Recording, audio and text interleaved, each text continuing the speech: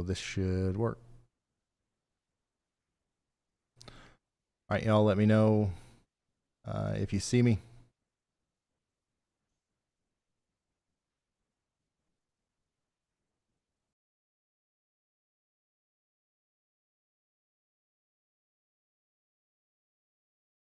Are we on the new one?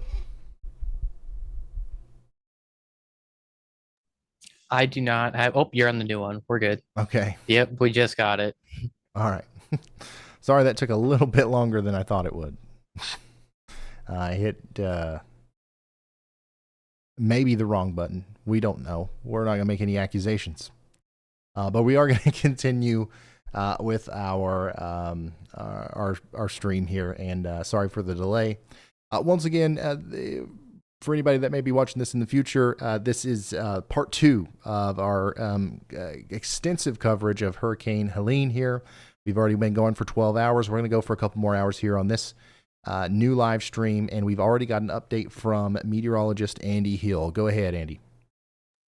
Thanks, Ryan. Yeah, some of the more interesting and possibly most damaging parts of the storm right now. If you remember when Brad just told you one of his back windows is blown out by a mesovortex in the eyewall, that's specifically just it's almost tornadic in a sense. In the eyewall, we have rotating areas of concentrated spin, and I think I see a few of them on the radar. So that could imply that some tree damage may occur west of Perry along Highway 98.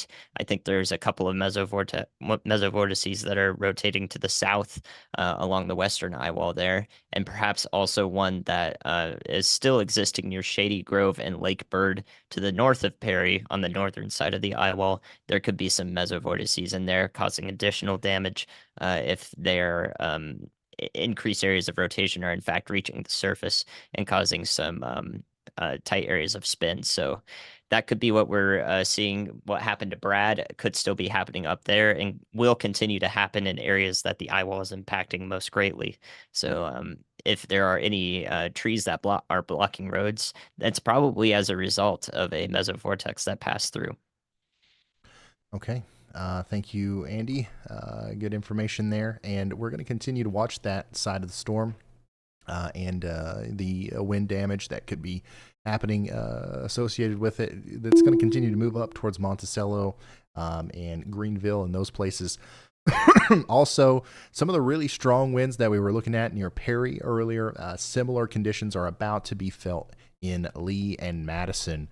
So y'all get ready for that. Brace for impact for our major storm here that's coming up into the I-10 corridor of Florida. Go ahead, Elijah. Hey, Ryan. So I have yet another sad update. We have another casualty update that has come in for the hurricane. The Associated Press reported 2 people were killed by a tornado in southern Georgia. Andy did call out that tornado as he noticed it and such. I did want to give that report, though, unfortunately. All right. Thank you, Elijah. Unfortunate news coming through already. Way too many fatality reports. And unfortunately, the number will probably go up. Remember, we just saw some really significant stuff, some damaging, winds, and that's continuing in and around Perry right now. That's continuing to happen all around areas just east of Tallahassee. That's going to continue up into Thomasville and Valdosta.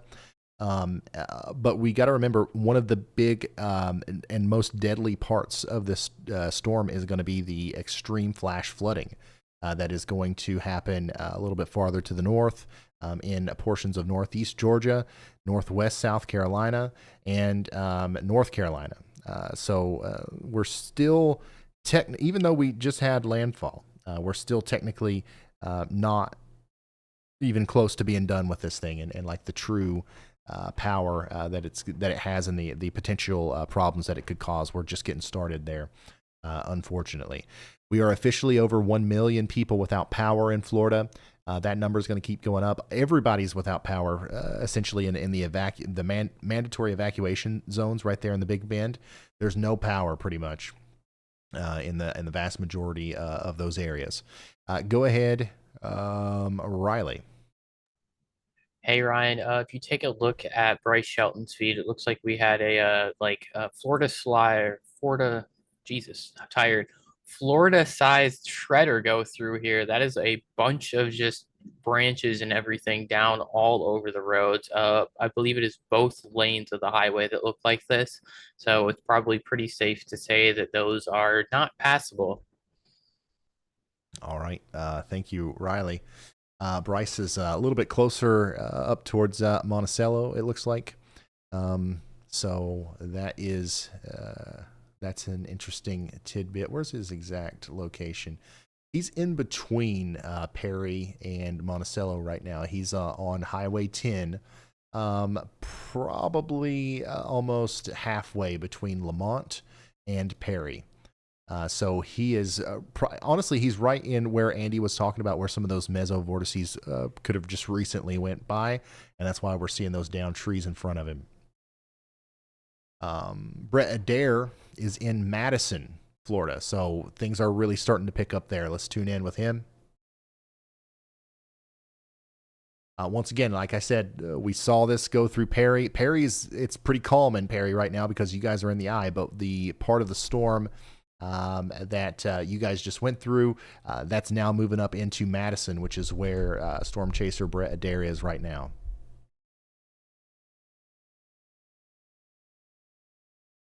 Go ahead, Andy. Hey, Ryan, I just wanted to say that Elijah is going to bed and that he's done fantastic work today. So definitely a huge shout out to Elijah for all his help today on the news side of things and working together on this team for today's unbelievable live stream. Absolutely. Thank you, Andy, and thank you, Elijah. Everybody say a huge shout out to Elijah. And once again, remember to follow us in our Discord server to hear from him and the information that he compiles over the next little bit concerning the damage that this storm has done.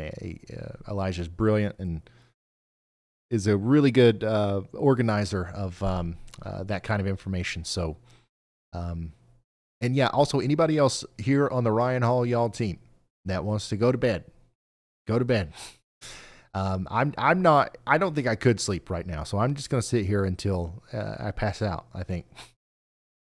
But like nobody else has to do that. We've officially got landfall, and we'll track this thing a little bit farther as we are now approaching just over 12 hours of continuous live coverage. But things are just getting started out here where Chris is, where Brett is, and where Nick is. So we're essentially getting ready to go through this again with our storm chasers that are just a little bit farther north than where Caleb and Brad just were. Go ahead, Riley. Hey Ryan, speaking of going to sleep, our power grid in Florida is asleep. 1 million people are without power. We just crossed that. All right.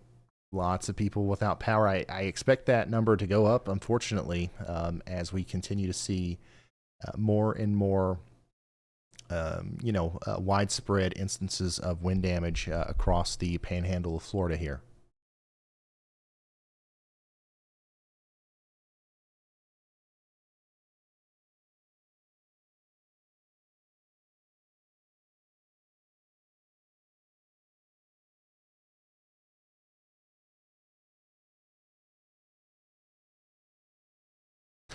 Billy, thank you so much for that.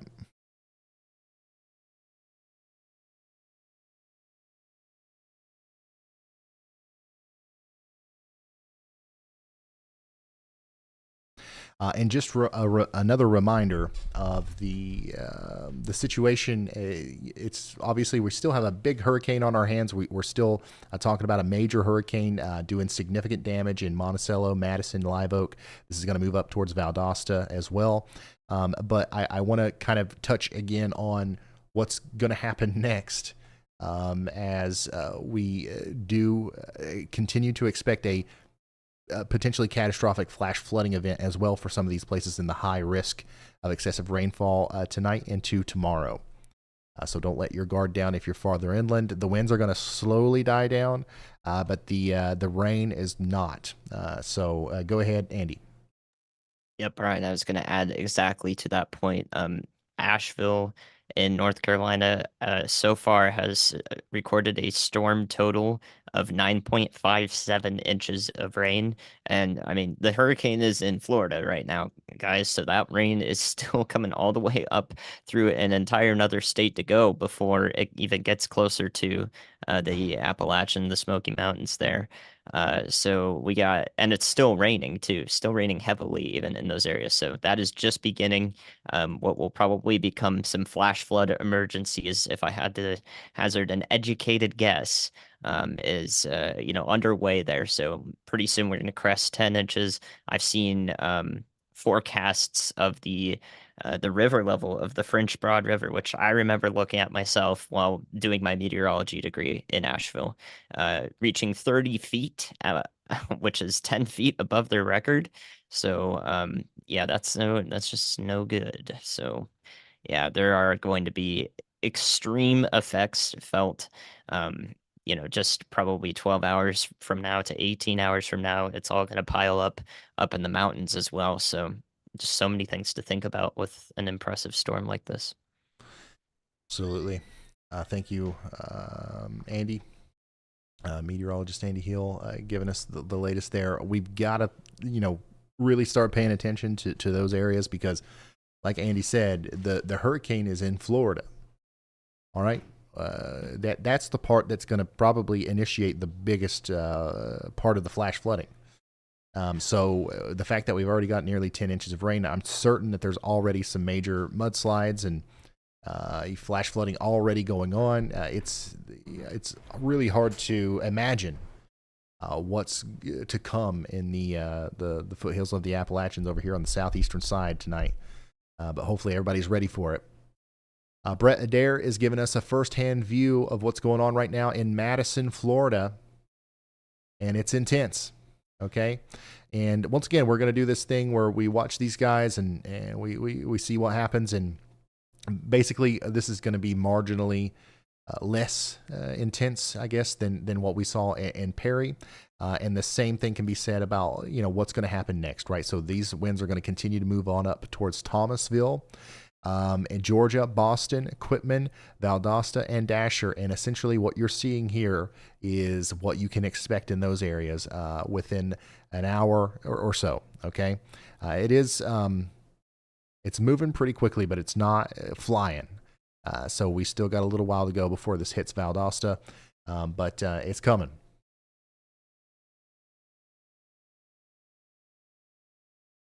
Also, for the first time in a long time, we have a brief moment here where we don't have any tornado warnings.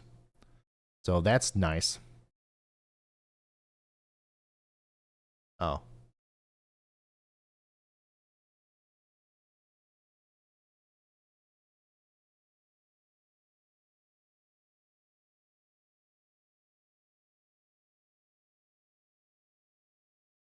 Jody Thompson, thank you for that. Billy Haley, thank you for that. And Chelsea, thank you so much.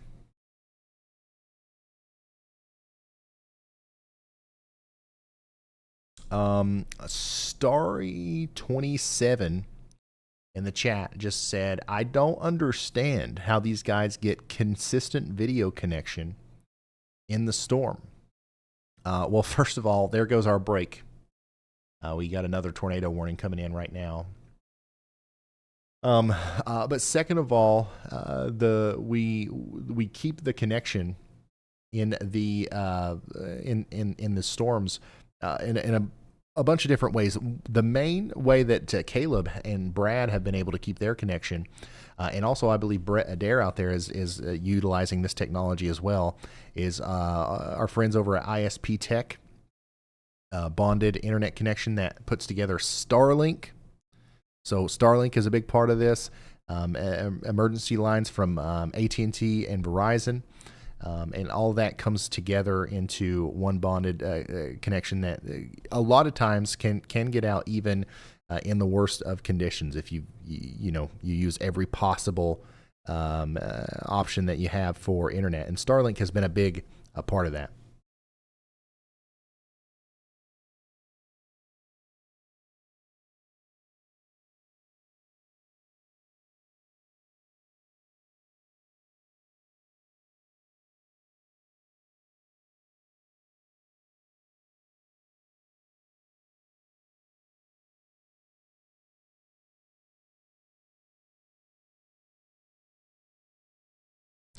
Tallahassee. The good news for Tallahassee is the vast majority of the strongest winds are moving to the east of Tallahassee. So we're definitely going to get stronger winds in Tallahassee. But right now, it's looking like stuff like what you're seeing here in Madison that's not going to be what we're dealing with in Tallahassee. It's going to be a little bit less than that. I don't know who we've got in the back room or if we've got anybody, but if we do, can we please switch 6 and 3? 6 and 3.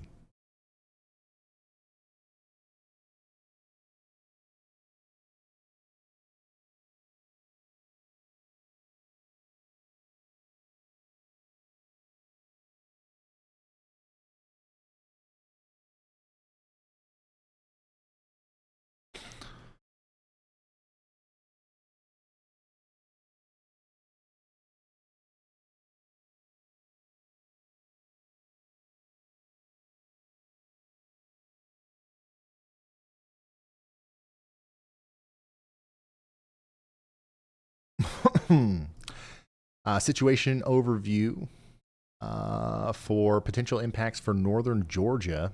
Lots of people watching in northern Georgia. I want to go over this real quick before we hyper focus back in on our eye and our landfall here.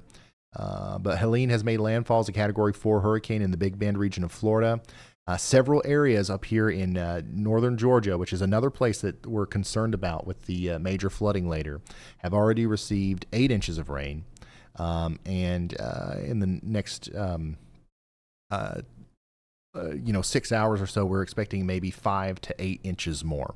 So we are also looking for extremely bad flooding to happen. We're looking forward to potentially some bad flooding happening in northeastern Georgia as well as North Carolina.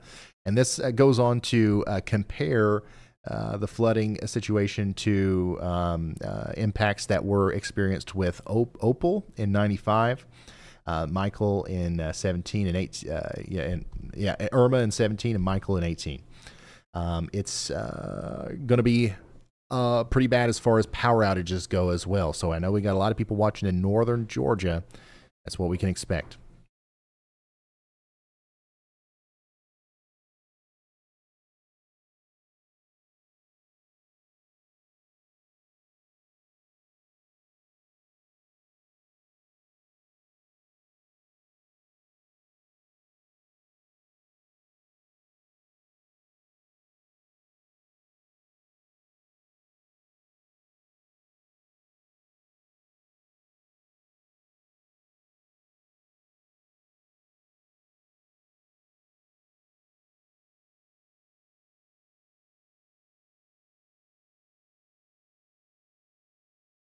Hurricane Helene made landfall not too long ago as a Category 4 hurricane. It's still an incredibly impressive major hurricane as it continues to go up towards Georgia. It's flying across the panhandle of Florida.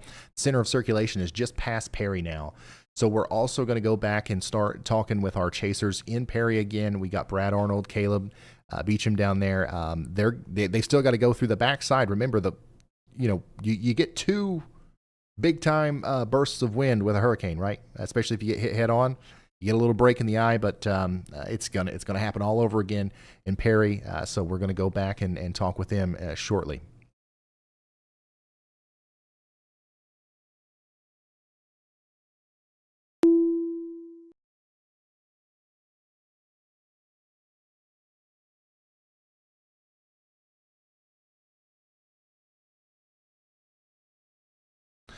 And yeah, we are over 1 million people without power in Florida.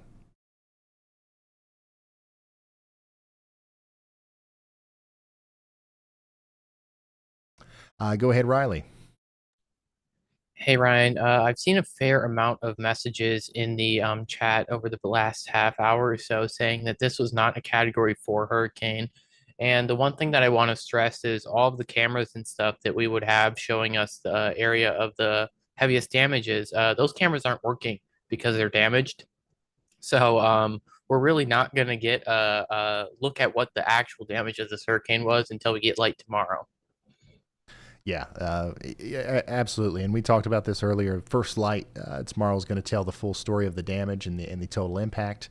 And also, like, whenever our probes that were strapped to power poles 10 feet off the ground, whenever those got washed away, that doesn't mean that it ended. Like the water continues to rise, and we're unfortunately dealing with very continued significant damage in the Horseshoe Beach area. Steinhatchee, just because we can't necessarily see it right now doesn't mean that it's not real and it's not happening anymore. It's still happening, and we're going to continue to see that happen for quite some time. Additionally, the damaging winds are also, like, we're going to hear about all kinds of damage to homes and businesses and stuff like that tomorrow, as First Light reveals the full extent of the wind damage associated with the storm. It looks like Madison is about to enter the eye, so we are going to get another little break here, and then Valdosta, it's time for you guys to brace for potentially 100-mile-per-hour winds or greater as the storm comes in.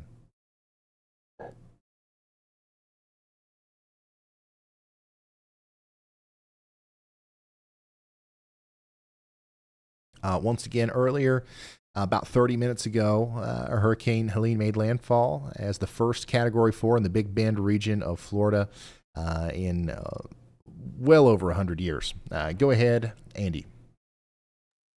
Yeah, Ryan, I'll give another scientifically backed sort of educated guess here on how we know those 100-mile-per-hour winds are possible in the areas we just called out in southern Georgia, like Valdosta and Quitman here in Brooks County.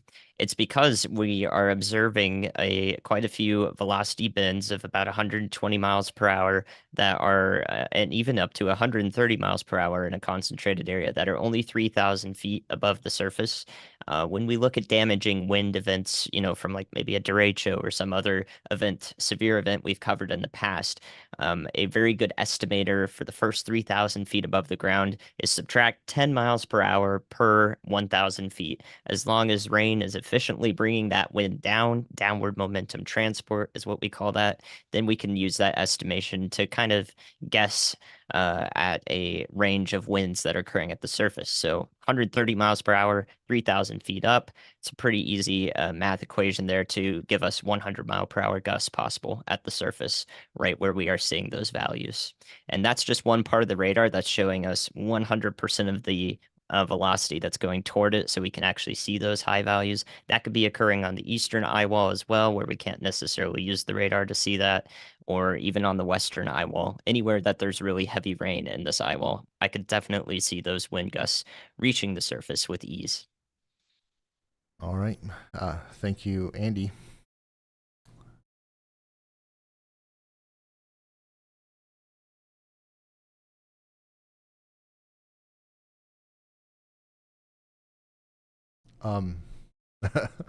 Okay, how do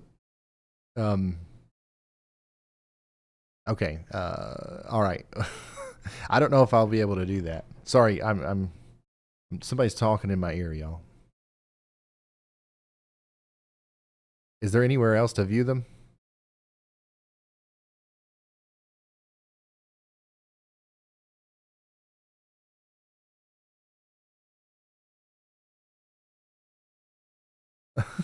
You might as well just come over there. Yeah, can you hear me? Yeah, go ahead. Okay, so we have access to those radio towers that we were talking about a little bit back, but I need to give you a login and password and a website, and then we're gonna have to figure out how to crop them because there's some sensitive information that you can sometimes see on the website. But they're like really, really, really good cameras. They're at like the top of full-size radio towers. They're 360 degrees, and we have PTZ control access. We just have to figure out how we want it set up. Okay. All right. All right. I'll think about that. I don't know. I don't know.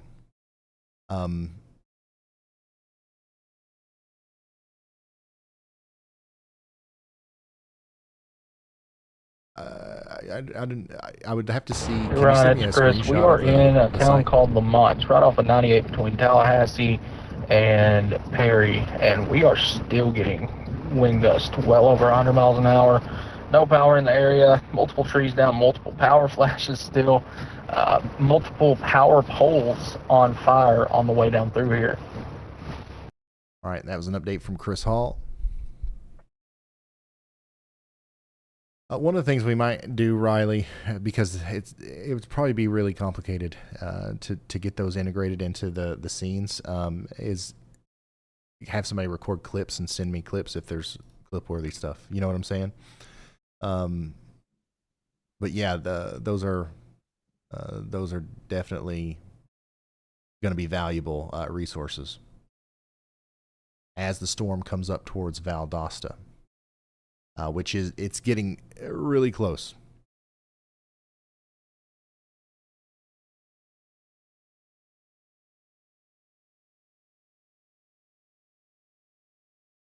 And even though we're seemingly out of the heavier band of precipitation here in Madison, it does look like the conditions are still pretty bad. Out there right now. So, it'll be a little while longer before we start to see things calm down. But yeah, you guys are about to get into the break that Perry just had. And then Perry, Florida, you guys are about to get back into it with the other side of the eyewall coming through. Extreme winds, once again, are getting ready to pop back up with our storm chasers down there in Perry. We've got Caleb and Brad down there giving us a live view.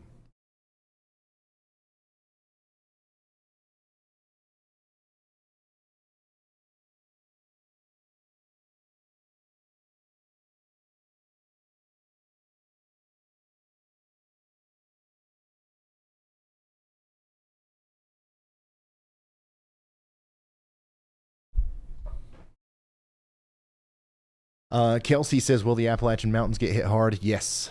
We're expecting potentially life-threatening flash flooding in North Carolina. It's already happening. It's going to get a lot worse.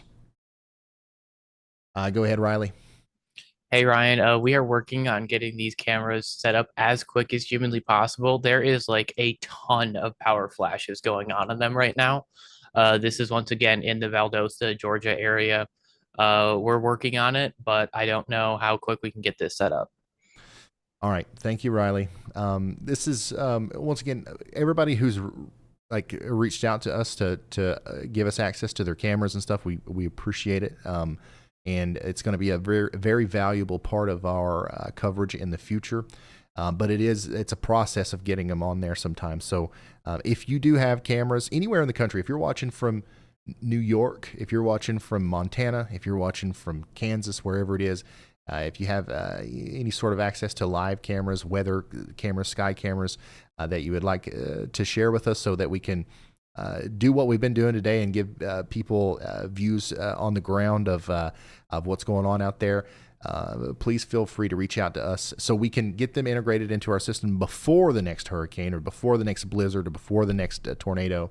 And you can reach out to us over at community@ryanhallyall.com. Community@ryanhallyall.com. We'll have somebody post that in the chat as well. So far, we've compiled an awesome database of around 30,000 cameras. And there's not been a warning. Well, I'd say more than half of the warnings today we've been able to actually see in some capacity thanks to that. So if you've got a business or something, you want us to stick a logo or a sticker on it, we will.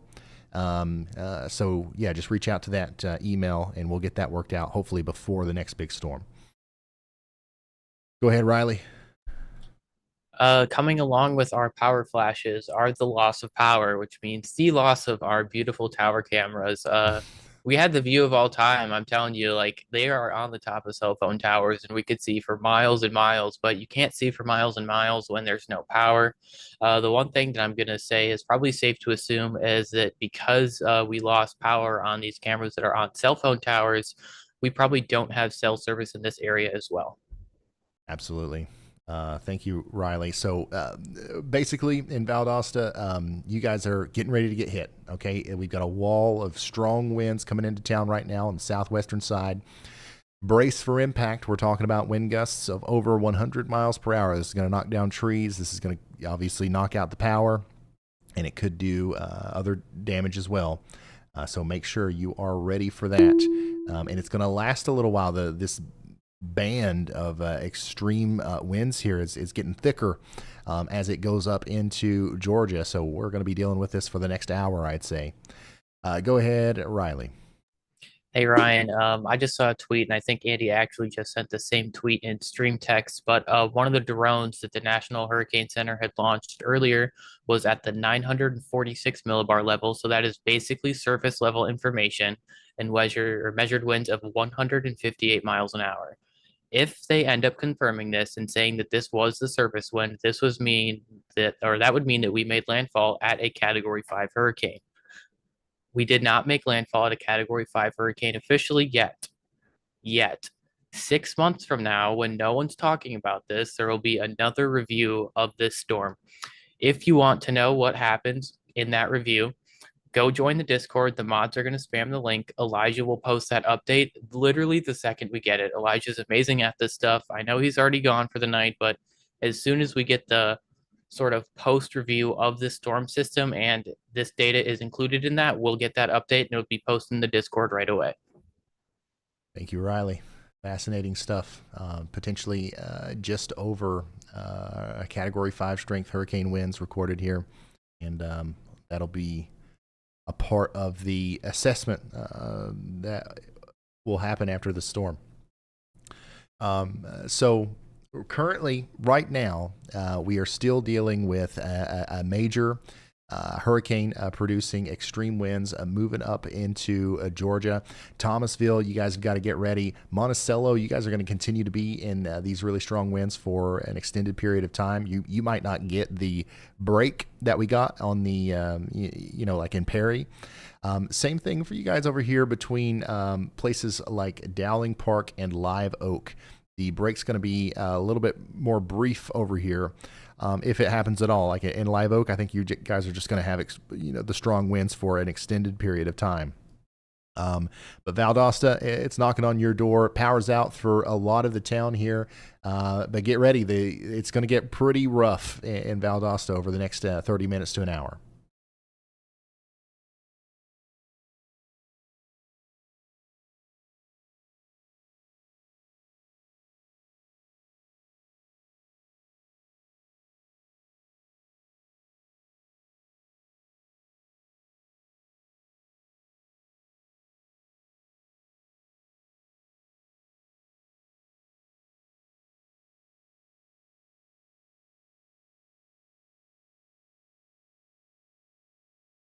Lots of people still asking about Atlanta. We do expect that early tomorrow morning, this is going to be a tropical storm in and around Atlanta around 8 a.m. In Atlanta. In the metro, we're going to have 60 mile per hour sustained winds, 80 mile per hour gusts. This is going to cause lots of problems. This is going to be a strong tropical storm in Atlanta, which is crazy to think about. But yeah, we're going to see lots of power outages and stuff associated with that. Continued flooding. We've already got a lot of flooding happening in Atlanta right now. It's only going to get worse. The rain's going to keep falling. It's going to get harder until the hurricane is over, and the hurricane ain't even there yet. It's still in Florida. Chris Hall's got some pretty intense stuff going on. A new down tornado here in warning Jefferson has County, been Florida. issued. And there is our warning. So we've lost our streak with our break there again. Charleston County, South Carolina. Let's go back over there. This is what, the 50th time you guys have been under a tornado warning today? I'm sorry. It's not time to let your guard down just yet. We've got another situation where a waterspout, a potential waterspout's about to move on to land here near Edisto Beach. It's going to move on up towards Willtown Bluff, Adams Run, and Jacksonboro, and a Burnt Church Crossroads. You're under a tornado warning in Colleton and Charleston counties in South Carolina. Take shelter now.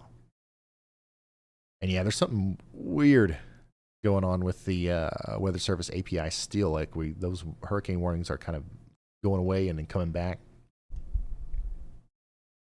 And I'm just now hearing that we have officially crossed over $40,000 raised for the Y'all Squad. So that's huge. It wasn't very long ago we were at 20,000. So you guys have been super generous. Thank you for giving us the opportunity to help people, and we're going to make sure that those dollars go far. All right. We've already got Caleb down there, who's a representative of the Y'all Squad. He's going to immediately get to work on trying to make sure that we spend every $40,000 helping the people who need it. And we're going to be in contact with the local emergency officials to make sure that we're assisting the right people and going through the right channels. So if you want to help us do that and at an even greater capacity, you can make a contribution over there at theyallsquad.org. It's tax deductible. It's an official nonprofit 501c3 organization. Link is up there and in the description. Go ahead, Riley. Hey Ryan, some really unfortunate news. It sounds like we're starting to get a lot of water rescues where this hurricane made landfall and they can't keep up with it. So that's really unfortunate because 75% of all deaths from hurricanes are associated with water in some way, whether that's storm surge or flash flooding.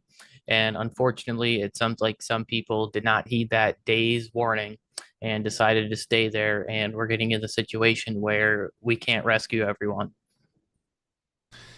All right. Thank you, Riley. Unfortunately, this is something that we didn't want to hear. People stayed behind. And those people are going to, unfortunately, probably really regret that decision. And also, once again, guys, we got first responders out there having to risk their lives now to save the people who decided to stay behind. I don't think that anybody can say confidently that they didn't know it was coming. This is a well-communicated event by everybody involved in the entire weather industry, National Hurricane Center, whoever else. Everybody has done a great job with the forecast on this storm, and there's no lack of accurate information out there to prepare for something like this. Also, I'm seeing a lot more reports still coming out of Cedar Key. So as far south as Cedar Key is still getting rises in the water levels. We're well over 10 feet. And that means that we're also probably going to continue to see those water levels rise farther north and west, like towards Horseshoe Beach and stuff. So whatever we're at right now, it's going to continue to go up, unfortunately.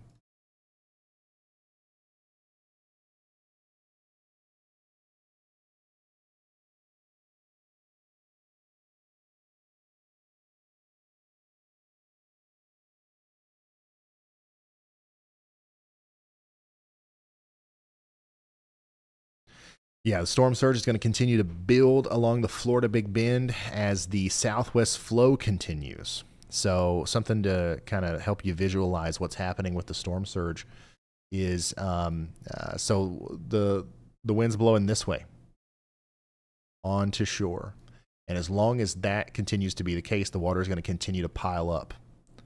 So there will be a point here where we start to see winds more from this direction, where the surge will try to start letting up. But right now, it's still very much coming farther inland.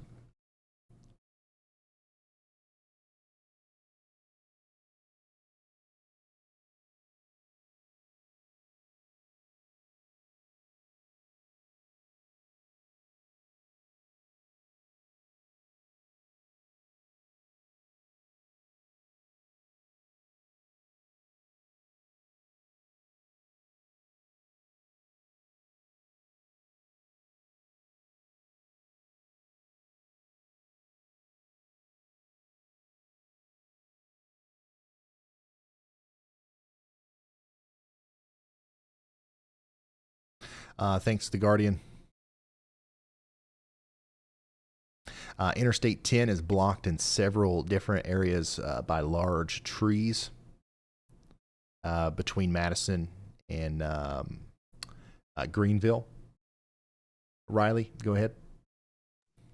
Yeah, Ryan, I just took a look at one of our USGS stream gauges near Cedar Creek. It updated 14 minutes ago, and its current discharge is negative 11,000 or negative 15,000 cubic feet per second. That is about 100 or over 100,000 gallons of water every single second, making its way from the ocean onto land.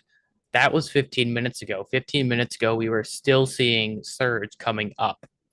I don't remember the last time I've seen surge come up this long. I think part of the reason behind that is we just barely reached high tide. So we're still having the natural force of the ocean draw water up, and that's going to help make storm surge stay up even longer. Yeah, it's really unfortunate. And this is a video from somebody's front driveway ring camera in Cedar Key, Florida, as the eyewall of Hurricane Helene was moving on shore. We got to remember that we lost this camera too, right? About the same time we lost all of our other ones, and the water continued to rise. So it's even higher than this. This is mounted above somebody's garage door. Okay, so this is, definitely 10, 12 feet high, what we're looking at here. So significant storm surge in the Cedar Key area, untelling what we've got going on in places like Horseshoe Beach and places like that right now.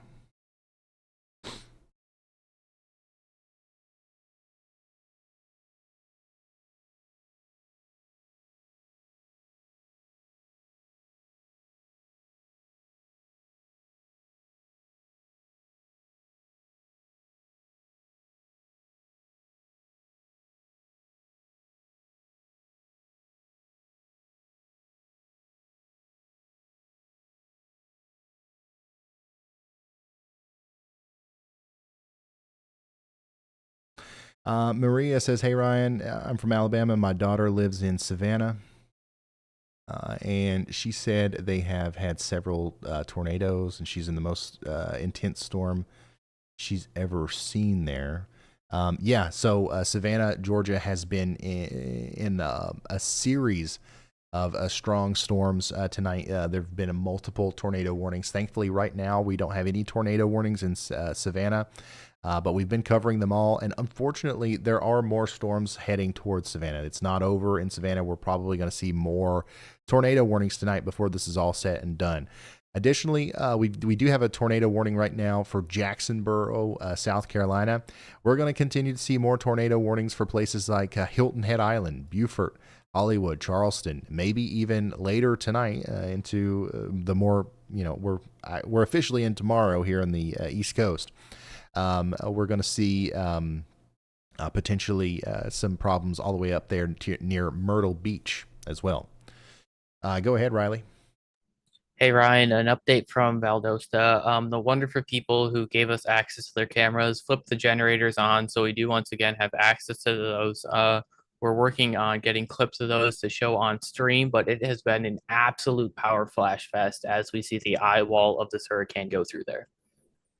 All right, thank you for the update, Riley, and thank you to all the kind, wonderful people who are helping us tell the weather story here via the cameras and everything involved. There's so many people involved in this, and couldn't thank you all enough. It's a big group effort. So thanks for allowing us to be a free, 100% free resource to anybody who needs it.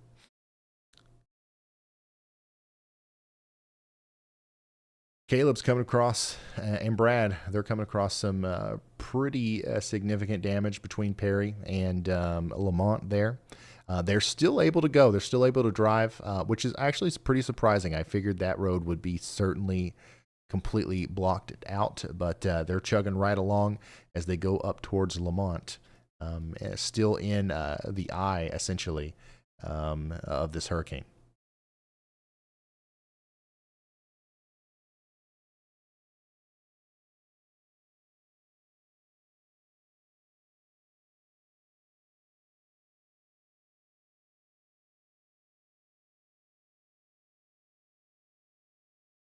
Lots of debris in the road there. Go ahead, Caleb. Hey, Ryan, I just want to give you a quick update just about what's going on here. Brad and I are both trying to get out of Perry before that back side of the eye wall comes in, just to try and get back towards Tallahassee, which is where we're both staying. And we're hoping that just by giving us this little bit of extra time, it's going to give us the ability to maybe skip some of the additional tree damage that's going to happen on the backside of the hurricane here. All right. Thank you, Caleb, for the update.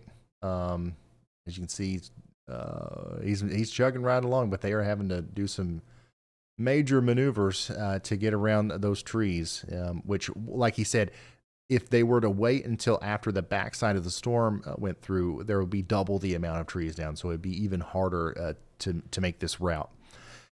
So just another reminder, much more wind and rain on the way in Perry. So y'all get ready for that. Same thing for you guys in Madison. You got the other side to go still.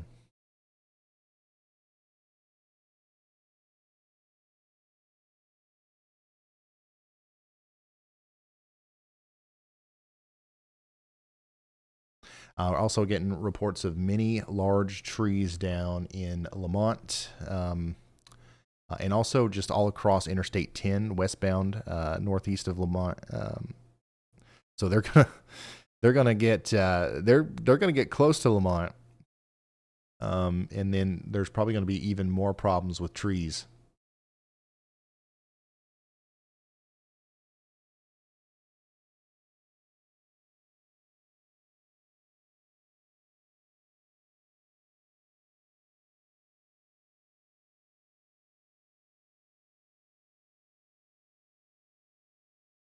Go ahead, Riley.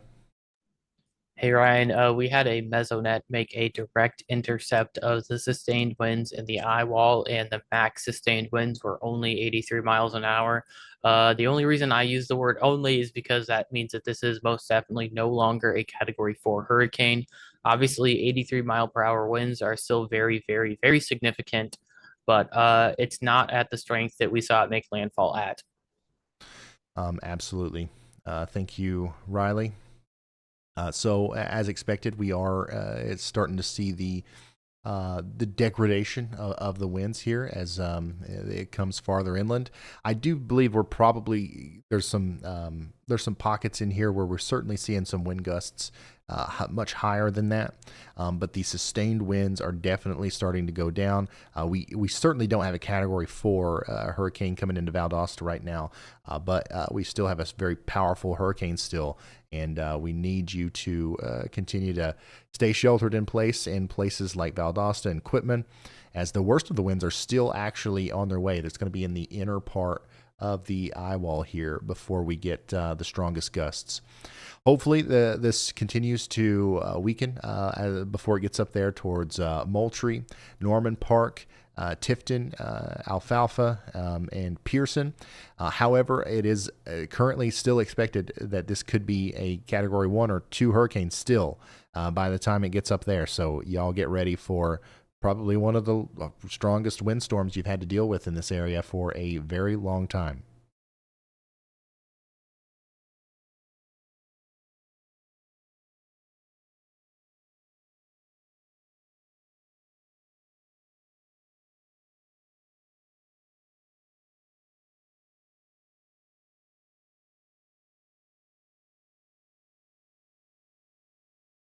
Go ahead, Riley.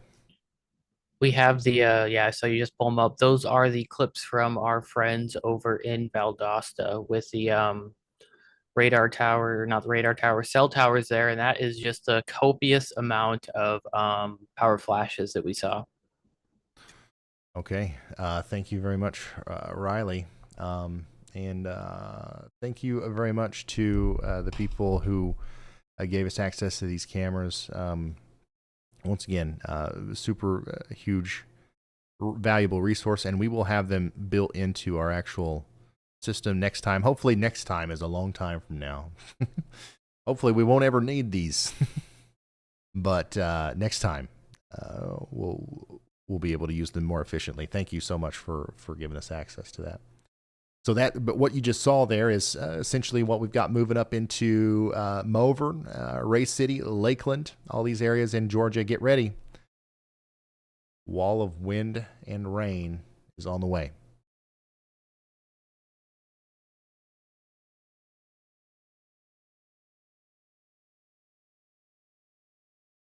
Shout out to Bobby, who was the one that reached out to us.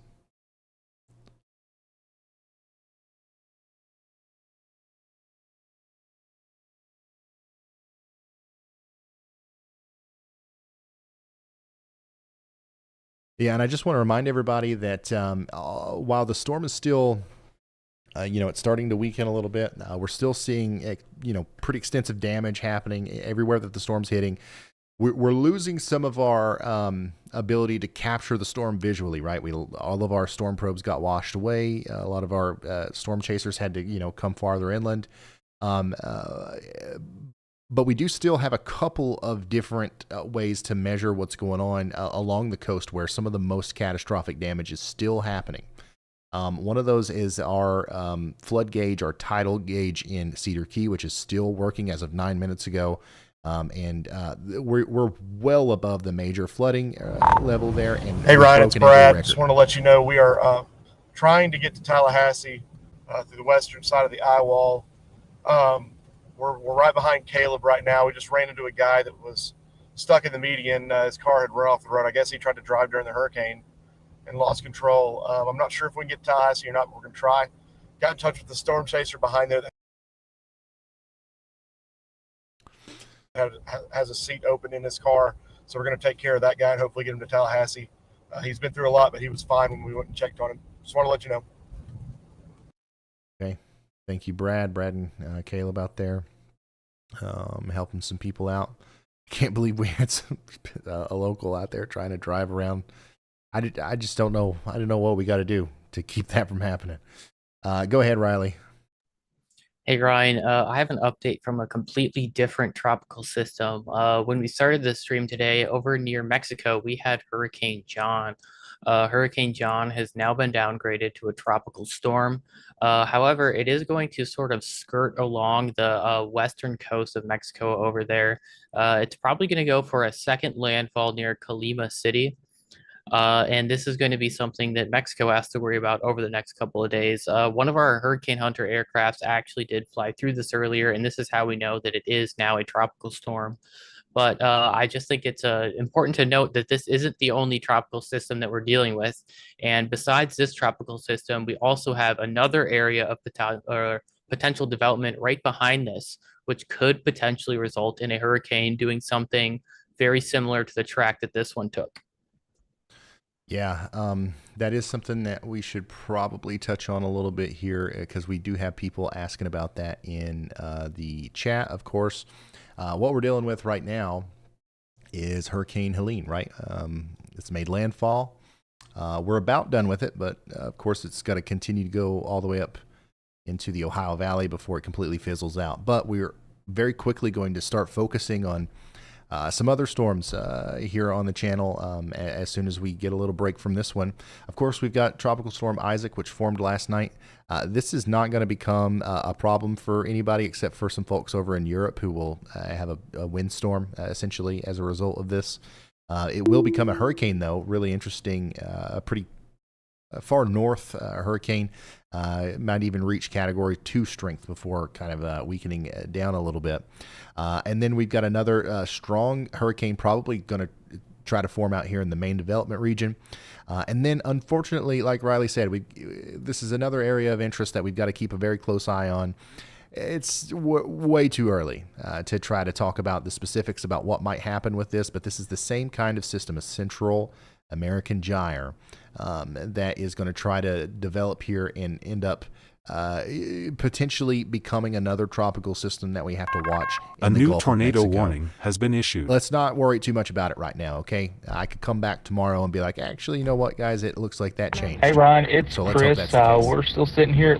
This marathon awning in front of us is just about to go airborne. I don't think it's lasting much longer. It's wiggling. It's about to go flying airborne here any second now. All right, Chris is in Jefferson County, Florida, continuing to give us insight on what's happening out here east of Tallahassee, and things are still quite intense over there. Also, speaking of intensity, things were intense over here where Brett Adair is in Madison, Florida. I don't know what that is, but we've got some sort of tower down and power lines in front of him here. in Madison, somewhere to the east of Monticello. So that's what we're looking at there. And then back to this graphic. We've got to watch this very closely. If you are interested in keeping up with this, I'm going to have updates surrounding all of this. What I do here on the channel is I make videos anytime there's a weather. So subscribe to the channel, and you'll hear about those every time that there's an update. And then whenever stuff really hits the fan, like tonight, we go live. So yeah, go ahead, Riley. Hey Ryan, we're starting to get a lot more flash flood warnings across Florida and into Georgia. It's probably important to talk about those because that is going to be our main threat over the next couple of hours and into the next 2 days. Absolutely. Thank you, Riley. Big time flash flood threat unfolding now. We do expect that we are going to have catastrophic flooding in some of these places. I want to show you another graphic. If you're in the pink, you are in a life-threatening situation, whether you have strong winds or not. We are talking about, in some of these places, more than 10 inches of rain. That's going to lead to significant creek and stream flooding, obviously, and also river flooding. This is almost always how we get most of our fatalities. In situations like this, it gets overlooked. People don't worry about it. And then, boom, we've got houses floating down the creeks in North Carolina. And you've got news reporters talking to people saying, we didn't know, So the reason I keep hammering this home is because I want to make sure we get out in front of this before it's too late. And for some places, it is already too late. A lot of places are already experiencing severe flooding. And it's only going to get significantly worse as the night goes on. Anywhere in the pink, if you live anywhere in the pink or the red, you need to be extra hyper weather aware and paying attention to those creeks and streams and be ready to run to higher ground if need be.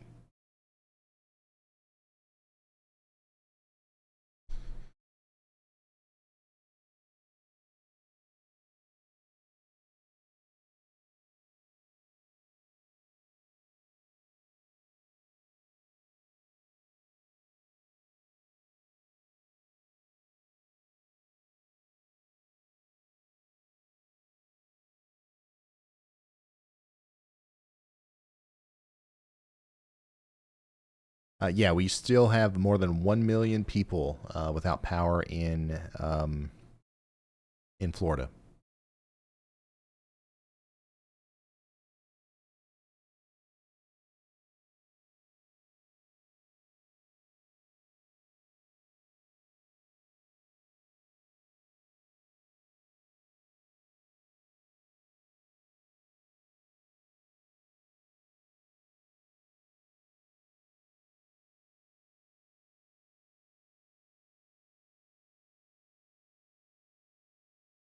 Yeah, it's pretty much in Georgia now, or it's just about to cross over the Georgia line, our hurricane.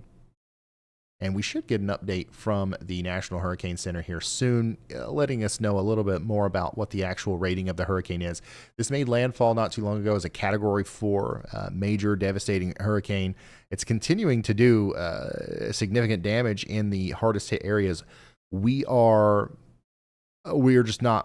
Obviously, everything's along the coast for the most part is for better, for worse, or for lack of a better term, it's gone. There's no way of knowing exactly what's happening right there where some of the hardest hit areas are. But the water should start receding here soon, and it'll take a while, but we'll eventually be able to get back in there and assess the damage, probably first thing tomorrow.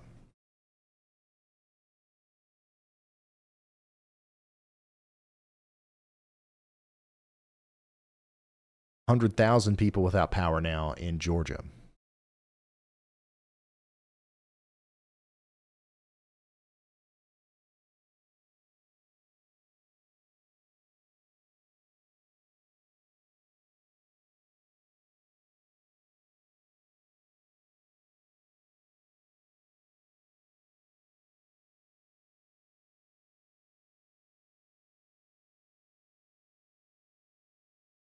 Tony says Asheville, North Carolina has already been experiencing power outages and major river flooding. Yeah, that's a really unfortunate thing because the hurricane is still in Florida essentially, and that's what's going to be bringing the last big push of rain. So we haven't even seen the heaviest rain yet. So it's going to be a pretty devastating situation in and around Asheville, North Carolina, before this is all said and done.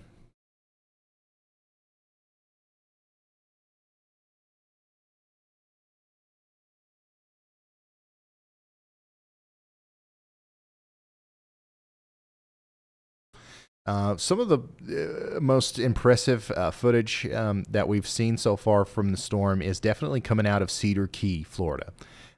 We've shown some videos here of some 10-foot storm surge or higher, and I'm seeing videos now of homes completely submerged by water, and that's from as little as 2 minutes ago.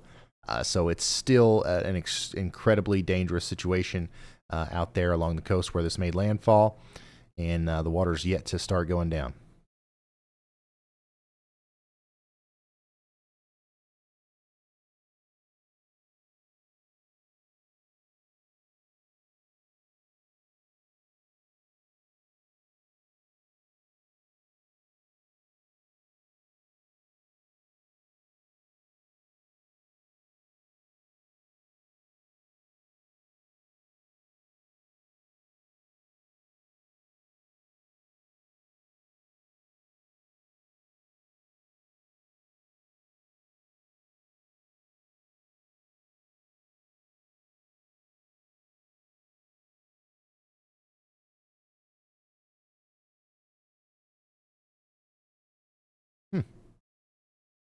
Lots of people are asking about what's this going to be like farther inland. So we've talked about Atlanta, we've talked about North Carolina, we've talked about South Carolina. What about Kentucky?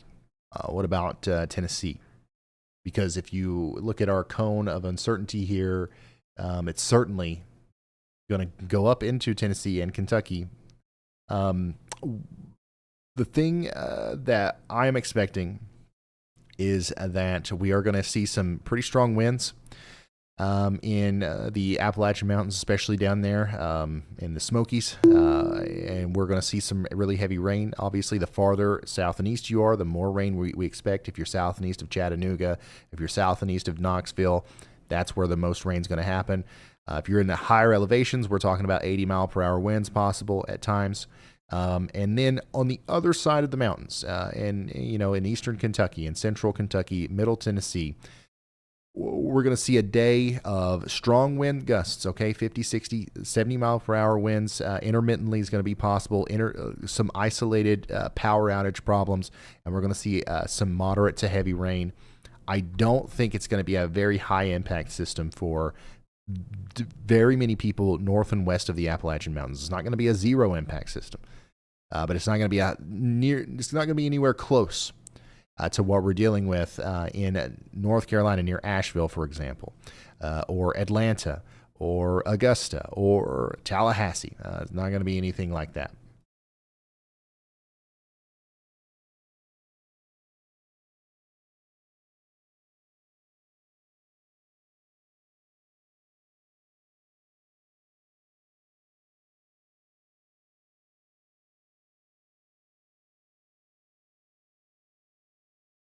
Once again, we are now approaching the third. This is a record, by the way, for the channel. We have never streamed this long. We're approaching our 13th hour of consecutive coverage here, and we're going to keep going for a little while. And I forgot what I was going to say. Oh yeah, we had to start a new stream because we couldn't go over 12 hours on the first one. Since we're here in this new stream, I want to remind everyone to please hit the like button to make sure that we're still getting out there to any new person who may be downstream that doesn't know about the potential flooding that's coming and doesn't know about the ongoing tornado threat. Please hit that like button to make sure YouTube puts us in the algorithm or however that works. Go ahead, Riley. Hey Ryan, one thing I just wanted to stress as this system continues making its way off to the north, there is going to be like severe thunderstorm style winds associated with this, but you are not going to get a severe thunderstorm warning for those winds. The tropical storm warning is what is going to be warning you about those winds. So if you are under a tropical storm warning, do not be expecting a severe thunderstorm warning for any severe thunderstorm that would be producing those gusty winds should it head into your direction, because they are associated with this tropical system. You are under a tropical storm warning. All right. Thank you, Riley. Riley, you've been up for a long time. If you need to go to bed, go to bed. And like you're fine. I just know that you've been up for a long time. So you've got if you need to take a nap, man, go take a nap. And once again, I'm just bringing this up because I know there's several people on the team here who've been up for a long time. We've been working on this for a while. If anybody needs to go to bed, go to bed. I don't know why, but I am wide awake. I feel like I just woke up and I'm ready. I'm ready to take on the day. I don't know what's going on, but I feel great. I'm ready to have breakfast and do another marathon live stream here. I don't know. I don't know what it is.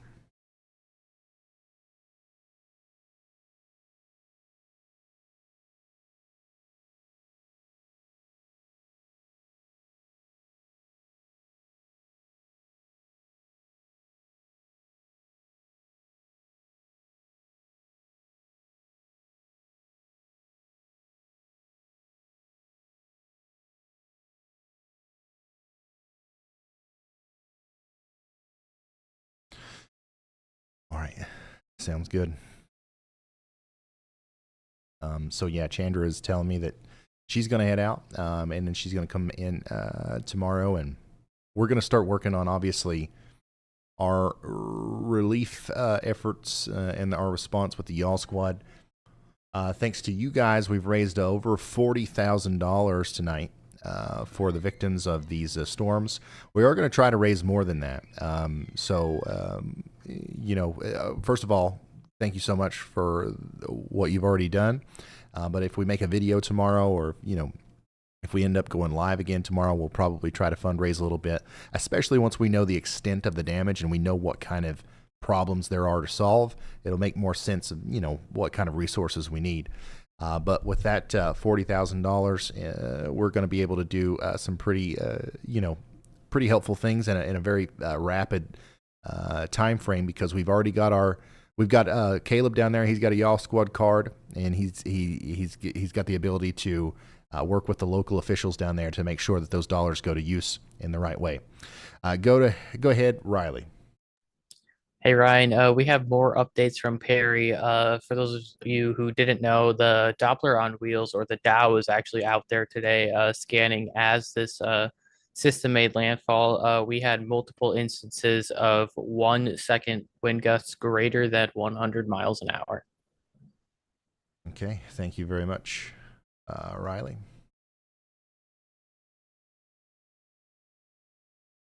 So Doppler on wheels out there, drones, hurricane hunters, lots of data to sift through in the coming weeks as we assess this storm.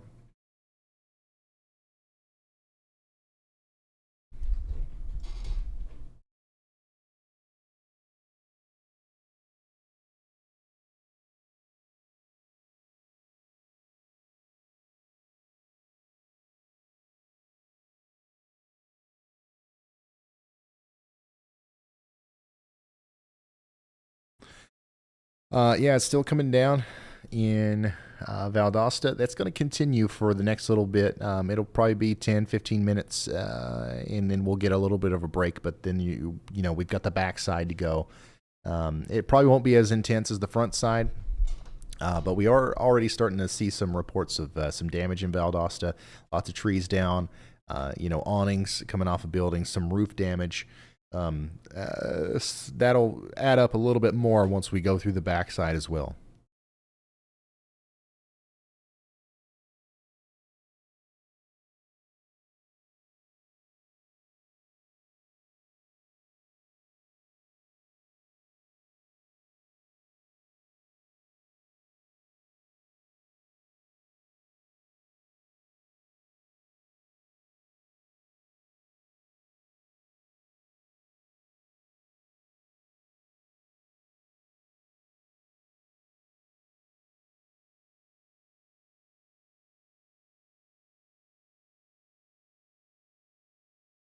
Mike Z says, I've been watching you since 2021. This felt like the first time you had to restart the stream. Keep up the great coverage. Yeah, this is definitely the first time we've done that. We've streamed 12 hours multiple times before, but we've never started again and went into the 13th hour. So here we are. Helene is the first of many things. Lots of records being broken.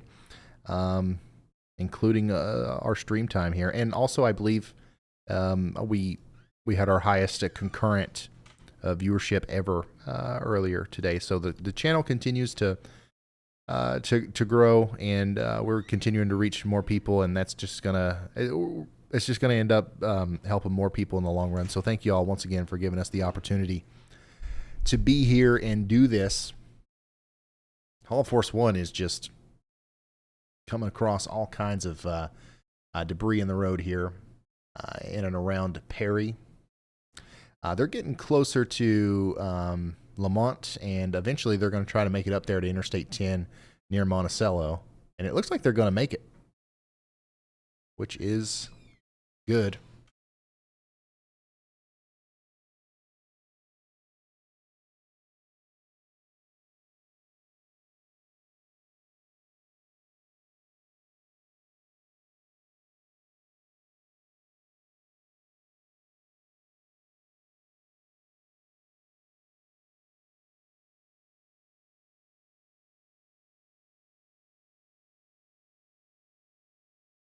Wax, thank you so much for that, man. And congrats to the gifted members. Lake Live says, thank you for the good coverage. I'm just north of Camilla, Georgia. Help fix the busted window. Oh, yeah, thank you. Yeah, thank you, Lake Life. T-Vis, better coverage on a storm than I've seen on any news broadcast. That's big. Those are big words. Thank you. Not our intention to compete with, news broadcasts. We're just a bunch of passionate weather nerds who are just trying to pull together as many resources as possible to deliver them fast and freely in situations like this, because we have the ability to. Technology and everything is advancing in a way that why not utilize it in this format? You know what I'm saying?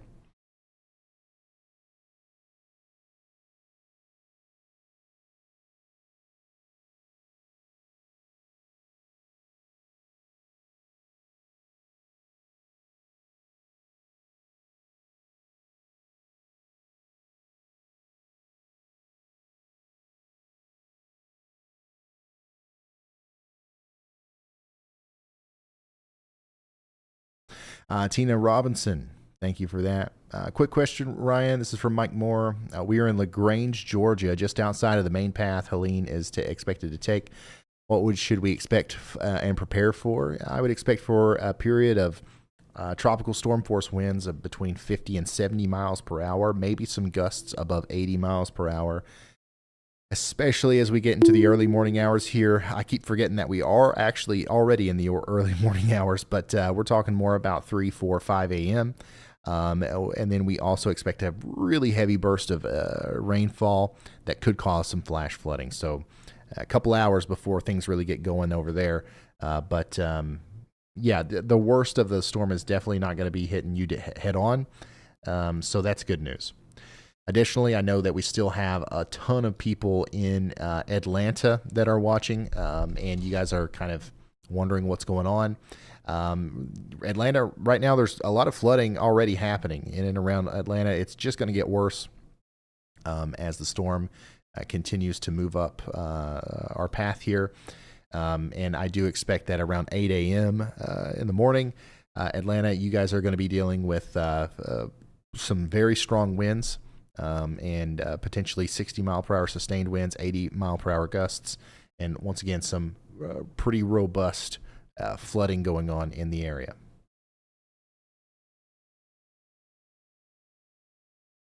We're up to 1.25 million people without power now in Georgia, 1.25 million people without power in Florida, 150,000 in Georgia.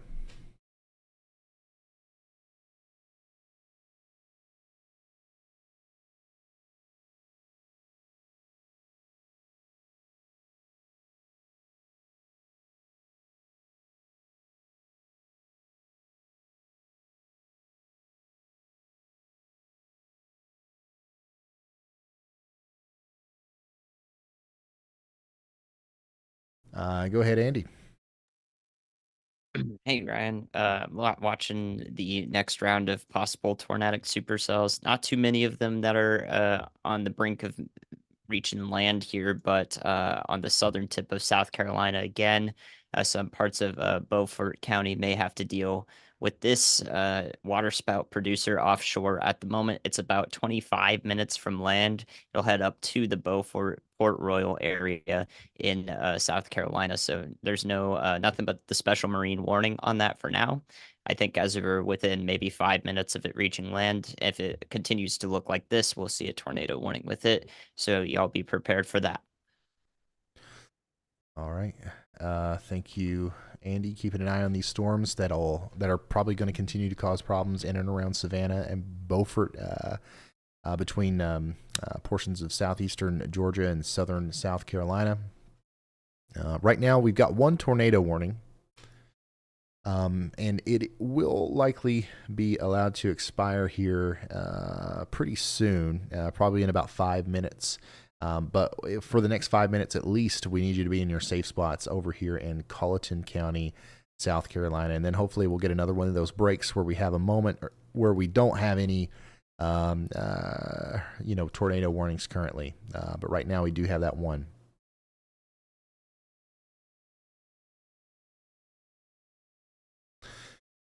Thank you so much. The Mongol. It looks like it's going to hug the eastern side of the track. I was just noticing that. I was just looking at that. It does look like that. We're definitely a little bit on the eastern side here, as we had a pretty significant wobble to the east right after landfall when we started, to have the friction effect. So I don't know how much that's going to shift the, where's the storm going to be 500 miles from now? But it is going to have some sort of an effect. So we need to keep that in mind. That's probably going to change the trajectory, of the storm for Atlanta. So if this ends up going farther east, if this goes significantly east of Atlanta, that's going to reduce the impacts in the metro area quite a bit. So let's hope that that's the case. But right now, we're still expecting this to kind of curve back a little bit and go into Atlanta early in the morning. Regardless of if it's shifted east or not, there's still going to be a strong storm that comes through Atlanta, but it might be a little bit less intense if that shift sticks with us. Barry Mann, thank you for the very generous contribution. And Stephanie Lawson, thank you for becoming a member of the channel.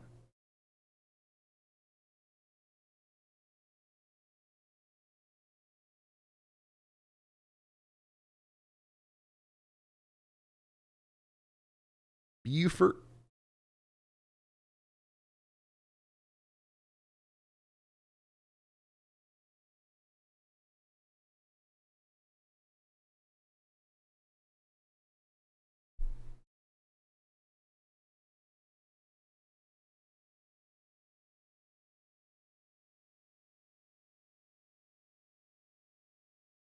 What's interesting is even though we have made the storms made landfall, we're still seeing some additional convection on the eastern side of the storm here. You can see the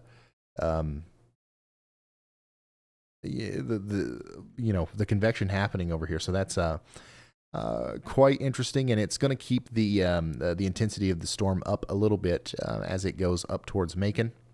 But still, we no longer have a Category 4 hurricane. But we do have a strong storm and a hurricane happening here, and that's going to continue to be the case for the next several hours.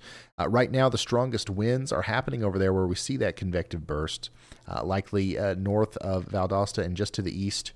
Dasher, Dew Point, Lakeland, you guys are getting in on that, and this is going to be coming up in between Tifton and Douglas over the next hour or so.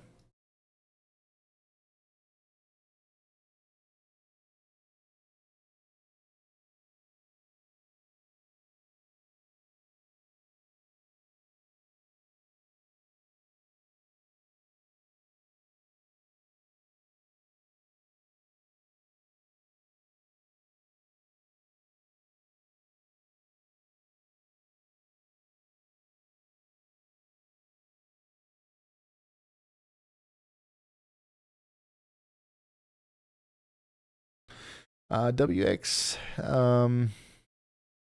Conquest has been here for 33 months. Thank you, Conquest. It says, it's unfortunate to see the carnage a hurricane can bring. I'm glad to be here with y'all. Thanks for all that you do. Thank you, Carnage. Thanks for being here for so long. Looks like we no longer have a tornado warning. That one over there in South Carolina has been allowed to expire.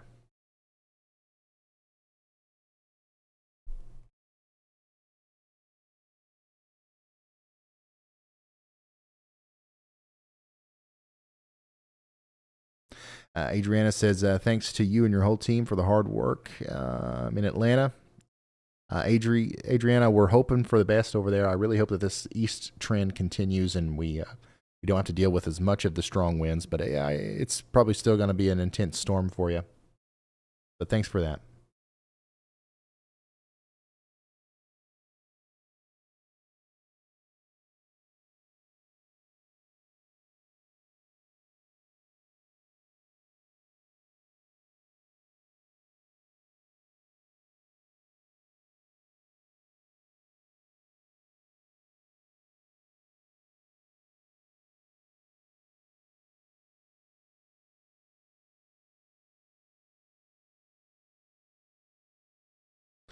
Scott, thank you.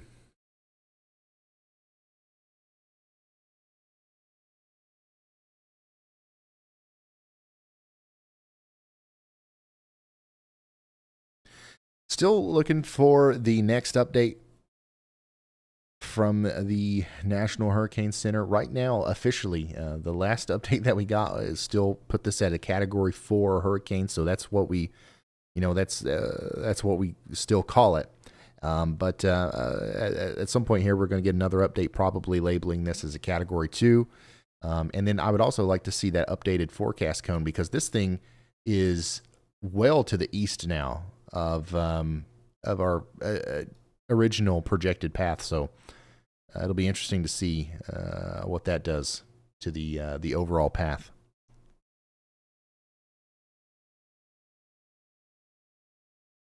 Thank you, Sylvia.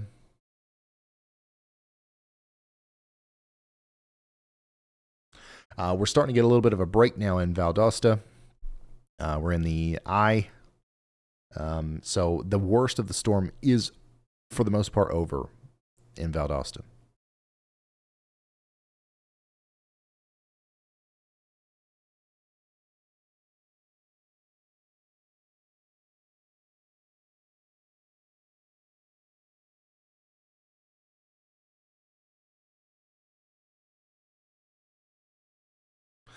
Could any of this flooding cause the Mississippi to flood its banks? Probably not. A lot of this is going to drain out towards the Atlantic Ocean on the eastern side of the Appalachian Mountains. There is going to be a significant amount of rain on the western side of the Appalachian Mountains that will come into the Ohio River and eventually into the Mississippi River, but I don't think that it'll cause any sort of major flooding problems.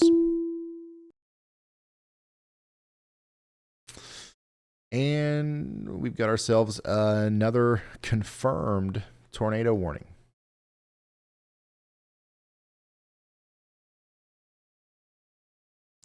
Weather spotters confirmed a waterspout moving onshore.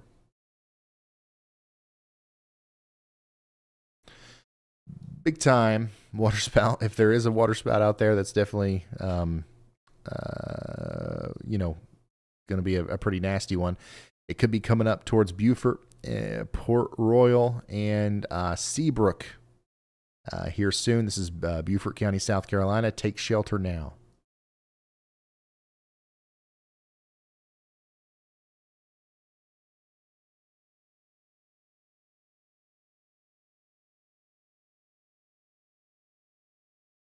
Go ahead, Riley.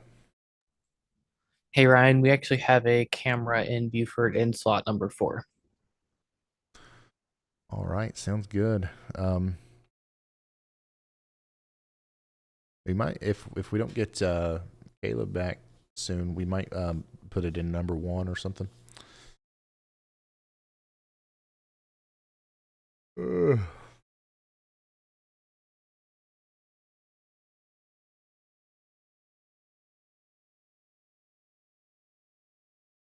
Hey, Justin, thank you for the 5 gifted.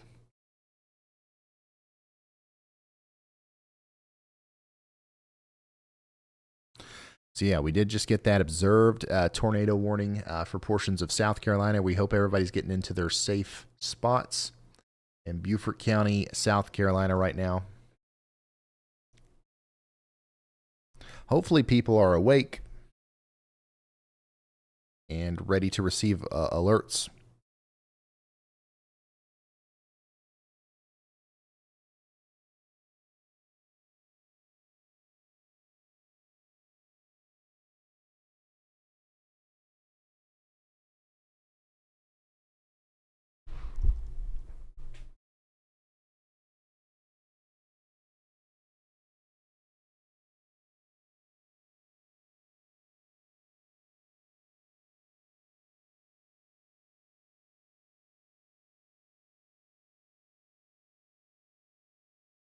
Go ahead, Riley. Hey Ryan, we just got our 1 a.m. update from the National Hurricane Center. We are now at officially maximum sustained winds of 110 miles per hour and a minimum central pressure of 950 millibars. Okay, thank you, Riley. There's the update that we were looking for. So we officially can say that we no longer have a Category 4 on our hands. We knew that, but we still do have a strong hurricane making its way through southern portions of Georgia. We anticipated this, and now we've got to get ready for those winds in Tifton and Douglas. As you guys will be the next ones that have to deal with this. The strongest winds are right in here to the west of Homerville, moving up into Lakeland, Nashville, Pearson, and Willacoochee, Georgia, over the next little bit.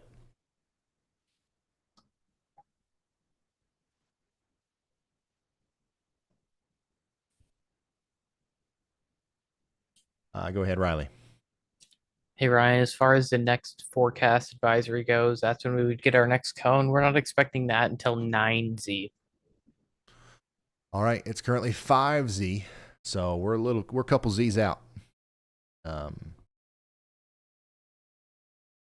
we won't get an update on that cone for a little while, which is unfortunate because it's definitely going to be different. We're a little bit off. We're outside of the cone of uncertainty. And that's why it's called the cone of uncertainty, right? It's uncertain.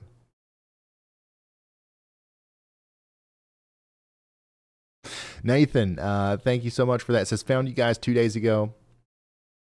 My last beg for y'all to grab some coffee and keep saving lives from your studio. To do push-ups. Nathan, thank you for that, man. I don't know if we'll, drink coffee and start doing push-ups, but we're here for a little while longer. And once again, another reminder, anybody, even you, you're watching, you've been watching all day, you're getting tired and you go to sleep. All right. I'm going to hang out here for a little while longer, because there's still some valuable information that we're able to share here. And also, we're still talking to, Brad and Caleb and our guys are out there that are probably going to start coming across some damage here soon. And we have the ability to relay some novel information from that aspect as well.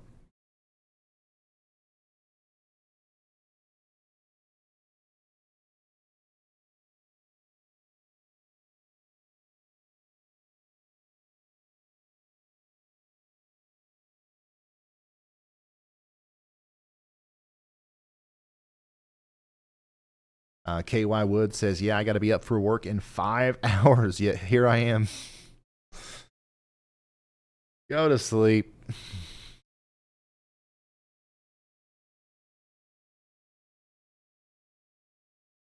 But Ryan, I'm in Savannah. I can't go to sleep. Yeah, there's a couple places that probably should be paying attention to the weather. I'd never advise... We don't do weather anxiety here. Okay, we're never scared. I don't advise staying up and obsessing over the weather unless it is something that you want to do. one of the things that you can do is, if you're under a tornado threat tonight, or if you've got some significant weather possible tonight, and there's a lot of places that are dealing with this. It's not just the tornado threat in the southeast coast. We're going to have some major flash flooding up there in North Carolina. And honestly, if I lived in North Carolina, I wouldn't be going to sleep tonight. That's a pretty dangerous situation up there. But there are things you can do. You can turn on those weather alerts on your phone. You can make sure that somebody wakes you up in the event of a weather warning. But the phone alerts are great. Additionally, a lot of people don't already have these, but this is a good reminder. The purpose of a NOAA weather radio is exactly for moments like this. You got to get up for work tomorrow, but there's a tornado threat overnight. What are you going to do, right? You going to just stay up all night? No, you go to sleep. You make sure you have your NOAA weather radio plugged in and got batteries in it. And then that thing's going to wake you up in the event of a flash flood warning, a significant severe thunderstorm warning, or a tornado warning, or whatever you program it for. I'm a big fan of weather radios here. I highly recommend those. Go ahead, Caleb.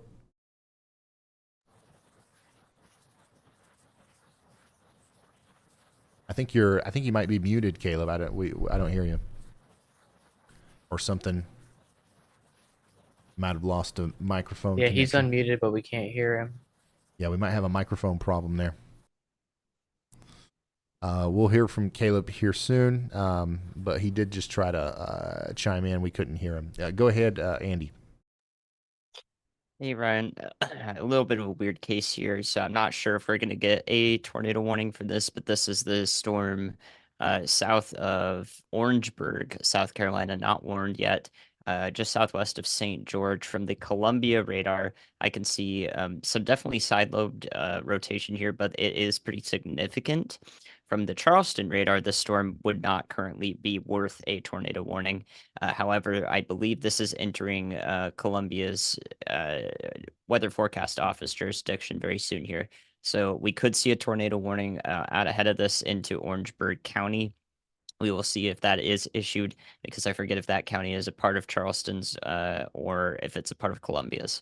So just in case, there is some rotation evident from the Columbia radar that may be a little bit contaminated, but does show us that there is a rotating part of the storm. All right. Thank you, Andy. Bringing our attention back over here to South Carolina, where we got a continued tornado threat. We do also continue to have that confirmed tornado warning over here in the Beaufort area, as this rotation is getting a little bit closer to land. We've got a confirmed waterspout that could potentially turn into a tornado as it comes up towards Port Royal, South Carolina. We need you in your safe spots if you haven't gotten there already.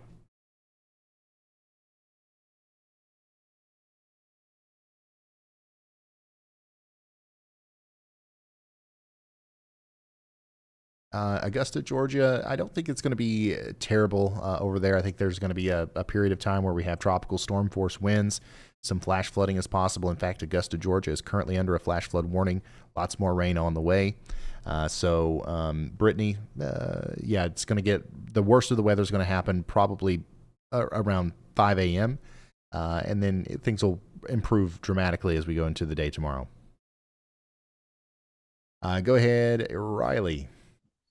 Hey Ryan, we just got 30 total flash flood warnings in effect. That's 30 concurrent flash flood warnings in effect.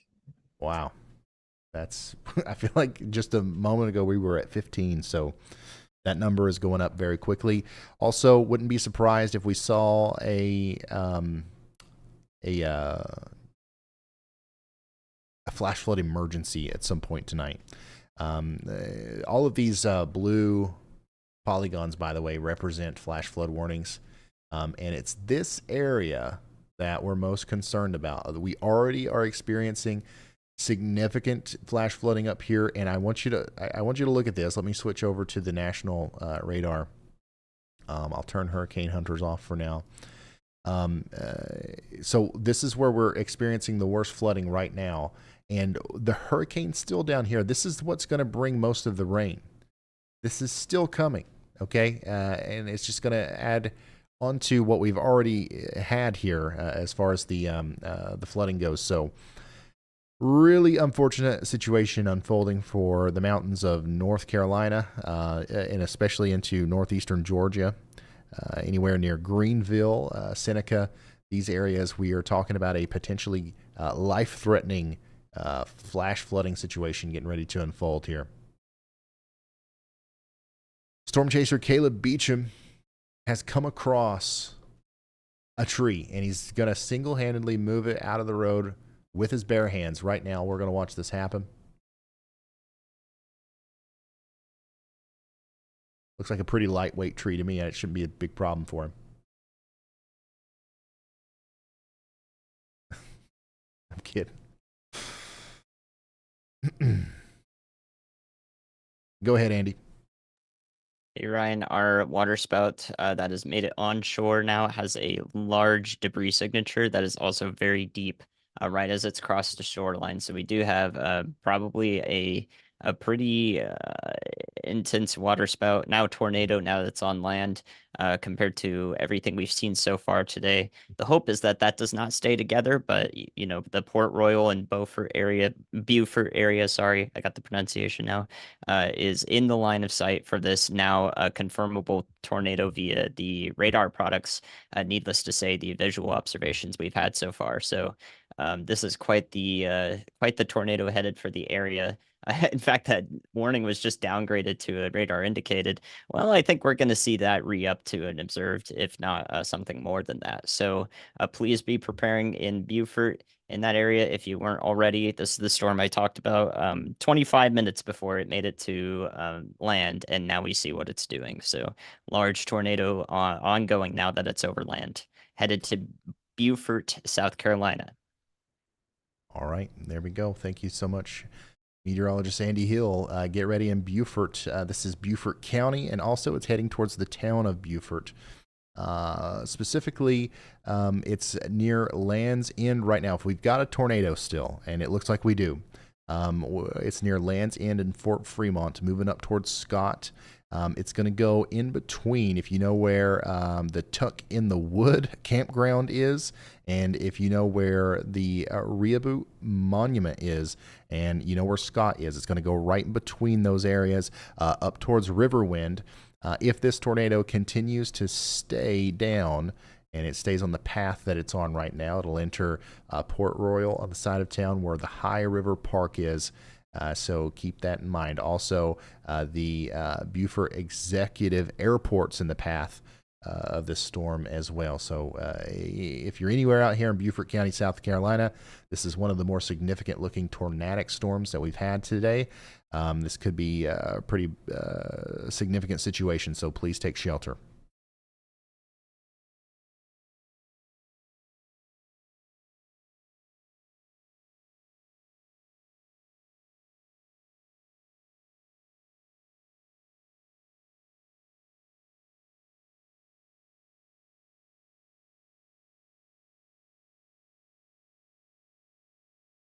Getting close to 200,000 people without power now in Georgia.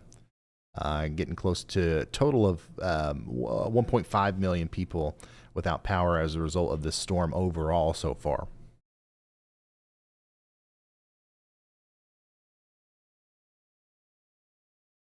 Go ahead, Riley. Hey Ryan, our Beaufort camera, that's the one that's in two. It looks like this is about 10 minutes away from a direct impact from that tornado if we do not see the path shift. All right, thank you, Riley. He's found us a camera here near where our tornado warning is, near Beaufort. So you can see it is already a pretty strong storm. We've got heavy rain, got some strong winds. But the tornadic part of the storm is actually going to be the last thing that happens if we do have a tornado here. So this is the Woods Memorial Bridge. Get ready if you're near here as well. This is one of the places that we expect the tornado to go towards if it stays on the ground.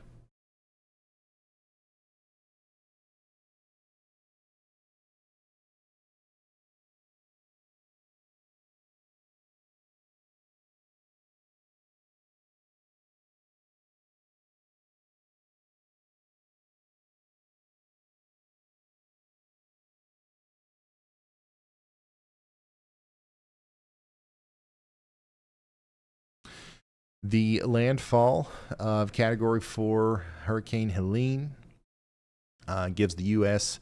A record 8 Category 4 or 5 Atlantic hurricane landfalls in the past 8 years. Seven of them are happening in the continental U.S. That's as many Cat 4s and Cat 5s that has happened in the past 57 years. So, between 2017 and 2024, we've seen as many Cat 4s and Cat 5s as we saw between 2017 and 57 years prior. A new to that, tornado warning has been issued. Insane stat. Orangeburg, South Carolina, now under a tornado warning. Once again, the county and the town. So this is right now a pretty intense rotation to the north and west of Reevesville, and right there near Dorange, South Carolina. This is probably producing a tornado. If it's not, then it's a good candidate for a storm that could produce a tornado. This is going to go up towards 66 in Lambrick here soon. Additionally, this is going to go up towards Roseville and Orangeburg. This is going to go up past the Orangeburg Municipal Airport, the Dry Swamp Airport, and the Four Holes Field, all on its approach to Roseville and Orangeburg. So take shelter now if you live near any of those areas. The strong storm capable of producing a tornado.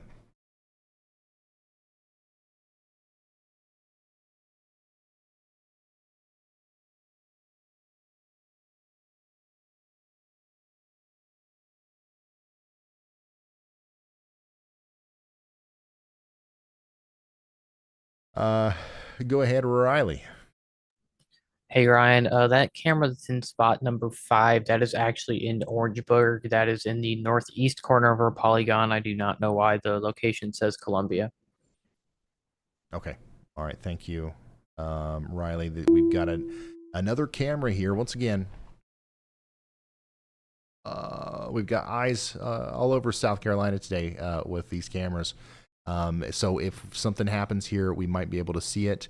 Also, this is going to be a good way for us to give you a visual representation of what the storm's like and what you can expect downstream as this eventually goes all the way up towards north and St. Matthews and the I-26 corridor here north and west of Orangeburg.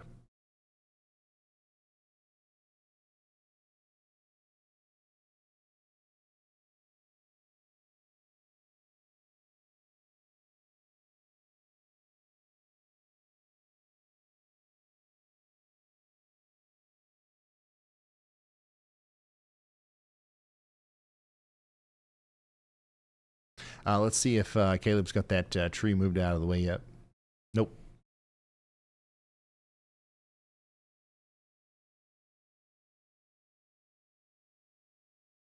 He's working on it, though. Or actually, he might be turning around. Or, oh, is he pulling it? Hey, son, Caleb Beecham is using Haul Force 1. He's got the daggone winch out. This is why we got Haul Force 1. We're seeing it in use here. Clearing the tree out of the road.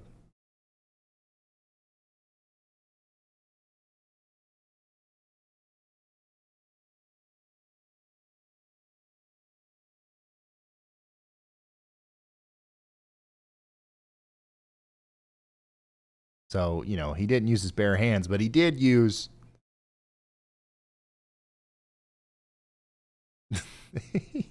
he did use the daggone winch.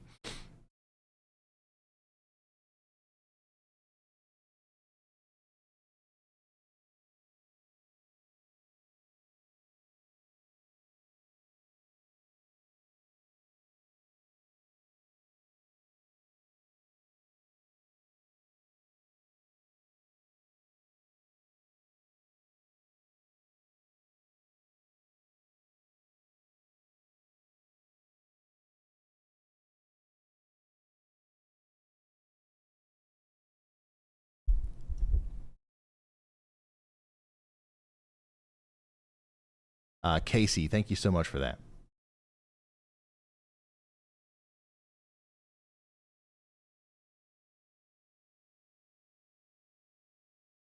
Yeah, you always got to have a chainsaw or a winch, one of the two.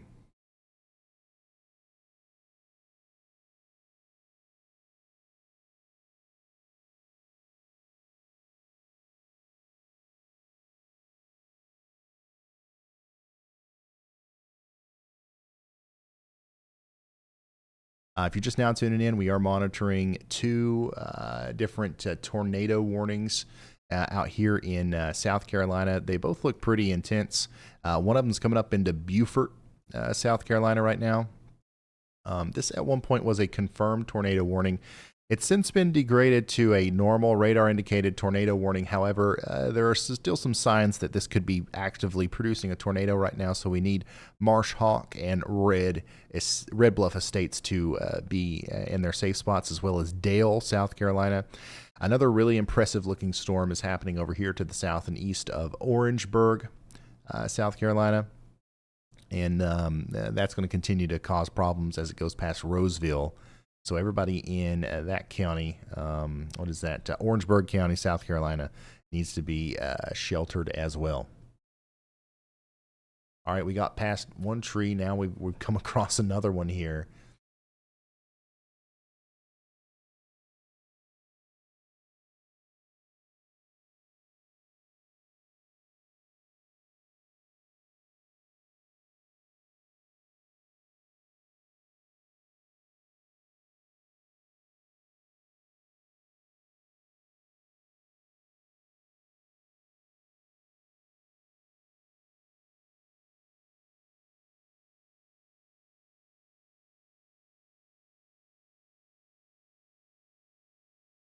Another interesting stat about our hurricane today, Taylor County, the county in Florida where the hurricane made landfall today. Here are the top three most intense hurricanes that have ever made landfall in Taylor County. You ready? Number 1, Hurricane Helene in 2024. Number 2, Hurricane Vidalia in 2023. Number 3, Hurricane Debbie in 2024. Go ahead, Riley. Hey Ryan, I was watching our cam in Beaufort here, and it looks like we just had a wind shift. It was not a tornado, but what that does mean is that the area of rotation is probably not producing a tornado, and if it is, it's already through the Beaufort area. Okay, thank you, Riley. Important information there. We are less confident at this point that we have a tornado down. But we still do have that tornado warning for Beaufort, so we want everybody to stay in their safe spots at least for, what do you say, the next 10, 20 minutes or so, just in case.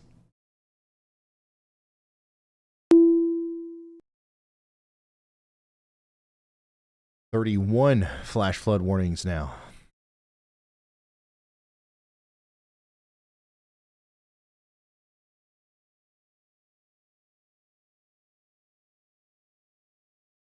All right, Hall Force 1's going to tackle another tree here, it seems. Lots of tree damage. The closer we get to Interstate 10 down here, north and west of, what was, daggone it. Where are they at?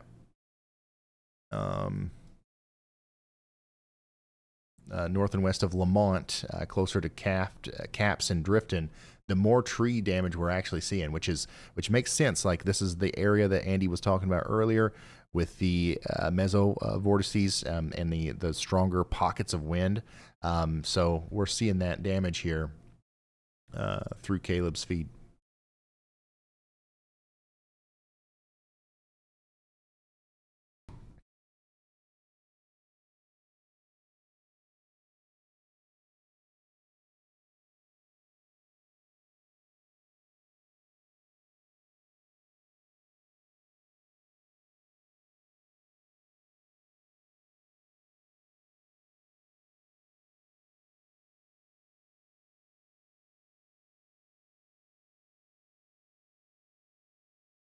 As the hurricane weakened, yes, the hurricane has weakened quite a bit since we last,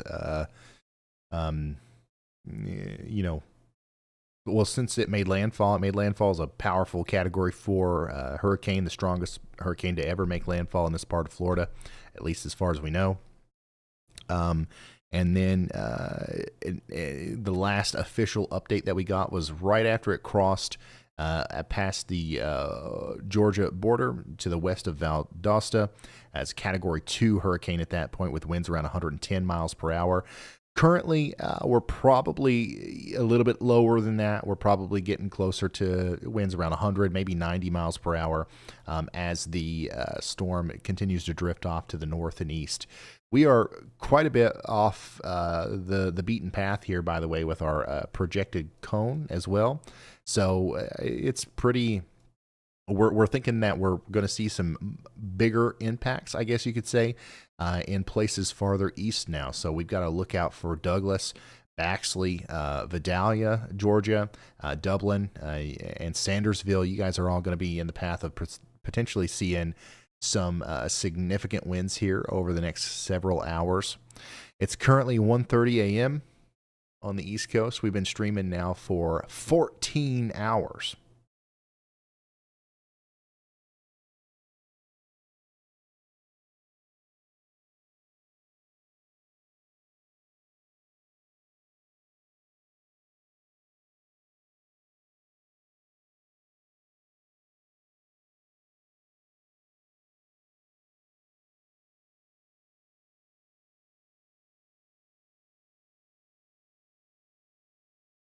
Go ahead, Riley. Hey Ryan, so I just posted an image in Stream Text that is a Weather Prediction Center precipitation discussion. The interesting thing on there is they have that line for the center of the hurricane, and that line does very much not agree with our National Hurricane Center cone. But it says something about that being the National Hurricane Center's line. So I don't know if the National Hurricane Center has some sort of super secret line that they're not letting us know about yet, that they've given to the other weather service departments. But that is definitely a different line. But this is still an official forecast. So I think until we see something from the National Hurricane Center, it would be safe to assume that our center of pressure is going to follow a line more like that and less like the cone. All right. Thank you, Riley. So honestly, some major changes to the path of what's left of Hurricane Helene here. So I also want to make sure we communicate that as much as possible before we eventually go off the air here. This is going to change things a little bit. I don't know how much of an impact it's going to have farther downstream. I think that we're obviously still going to be dealing with everything that we've talked about, for example, in North Carolina, but specifically around Atlanta and places like Augusta and a lot of the places that we've been talking about today. This changes things big time if we continue to see this drifting off to the east. It's good. It's a good thing if you're in Atlanta. It means that the impacts from the storm will probably be somewhat lessened. It's not going to be zero, and it's not going to be like a walk in the park or anything. It's going to be less intense, hopefully. It's bad news if we continue to see this more easterly wandering. It's bad news for places like Augusta and Greenville, South Carolina, as the stronger winds and the heavier rain is going to be coming up towards you guys.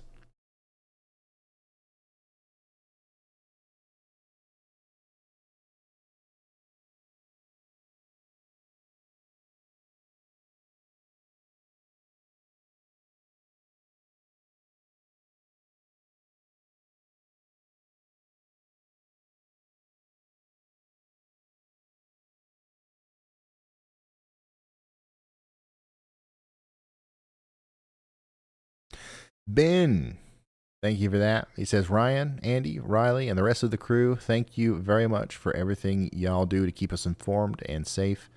It's time for me to go to sleep. I'll keep the stream on for you. Ben, thank you so much, man. Thanks for being here. And good night, man. I can't believe there's still 83,000 of y'all here with us as we approach 1:30 a.m. here on the East Coast. Thanks for tuning in. Once again, feel free to share us on social media. We're going to be here for a little while longer, but we are eventually going to have to start wrapping things up a little bit, as we, we got to sleep and eat and that kind of stuff. Unfortunately, we're human. Go ahead, Riley. Hey Ryan, if you want to take a look at the hurricane models, they actually do have a somewhat different picture than the current line for the National Hurricane Center. It shows it currently going around the three-way point of South Carolina, Georgia, and North Carolina. So that's probably where we're going to see this thing go. And depending on how far east it stays, there is a chance that we might see the center of pressure head through Pikeville, Kentucky. Oh, how fun. Let's go check that out. So we'll take a look at a couple of different models here. How about that? You guys want to do that? This is the HAFSA model, which has done a decent job with our storm here leading up to this. And it does show that new path going a little bit farther east into Georgia. We could be talking about at 5 a.m. Instead of the storm being over there near Americus, Georgia, we're talking about the storm being more near Vidalia, Georgia, which is, I mean, they're about a 200-mile difference. So this is a pretty big shift from our official forecasted path from the National Hurricane Center, which was spot on right up until this moment. But it does look like things are going to, wobble off to the east a little bit more. That means that things are going to be a little bit more intense for you guys in Vidalia, Baxley, Douglas, Swainsboro, Sandersville, Augusta.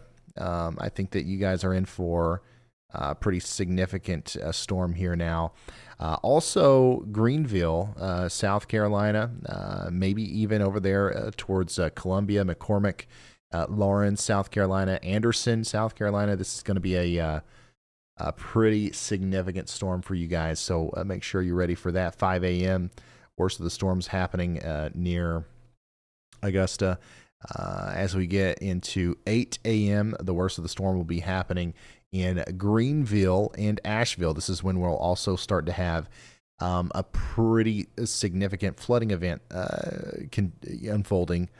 Well, it's already unfolding. It's going to be unraveling in great intensity at this point. If this model is correct, we're going to see rainfall rates in excess of 2 to 3 inches per hour on top of an area that has seen over 10 inches of rain and is already seeing flash flooding. So this is recipe for disaster. Additionally, 8 a.m., we're still talking about potential supercellular storms over here in some of these outer bands. So that's going to be a big problem as well. South Carolina over there towards Myrtle Beach. And as far north as up into Charlotte, North Carolina, we could be talking about a continued tornado threat tonight into the early morning hours tomorrow. And then, central low pressure could go right over the Smoky Mountains into southeastern Kentucky, where tomorrow we could be looking at winds in Kentucky and southern Ohio gusting up to 90 miles per hour in some places, in some isolated pockets. That's obviously on the high end of things. I think the vast majority of people in Kentucky and West Virginia and Ohio will see much less than that, but still a concerning look here as, this could definitely cause some problems even past the Appalachian Mountains. We talked a lot about before you get to the Appalachian Mountains on the southeastern side, how that's where the majority of the storms, the majority of the damage and the impacts are going to be felt over there. That's still the case, but this model in particular is suggesting that there's going to be continued problems even as this goes farther inland. So that's interesting. We'll take a look at a couple different models here. A little bit of a different story from the HWRF, but I don't think we've got as recent of an update from that one. All of these are a little bit older. Let's take a look at the HAFB. You know what? Let's take a look at some of the higher resolution models.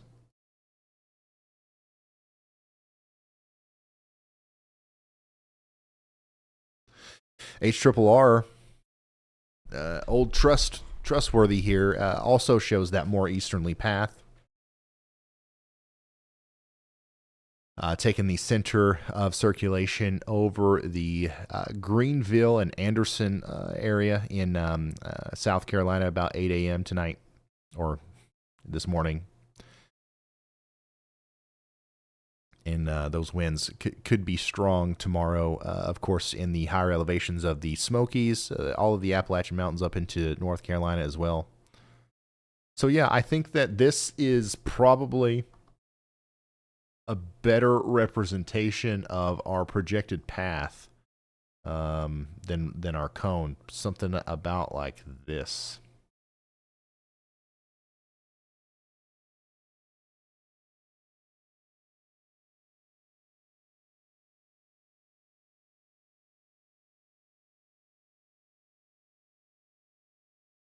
A lot of people are asking about Macon, Georgia.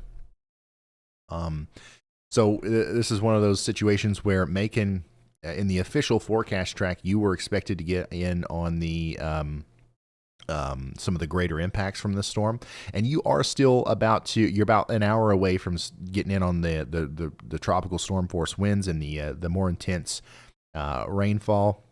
It's still going to cause a lot of problems for you, but it now looks like maybe the most intense part of the storm is going to go just to your east over there towards more like Dublin, right? So keep that in mind, and rest assured knowing that by the time this gets to you, this will likely not be a hurricane. It is just going to be a tropical storm. So we're talking about power outages. We're talking about some downed trees. We're talking about some flash flooding. So just make sure you have a way of getting alerts. And don't be scared, be prepared.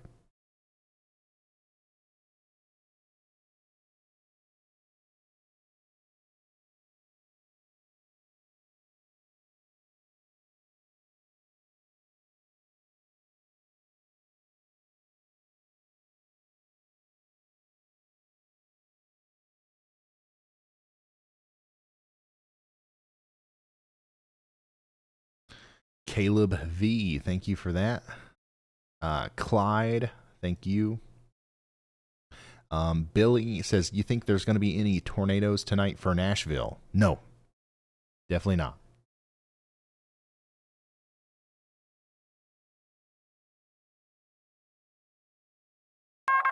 A new tornado warning has been issued.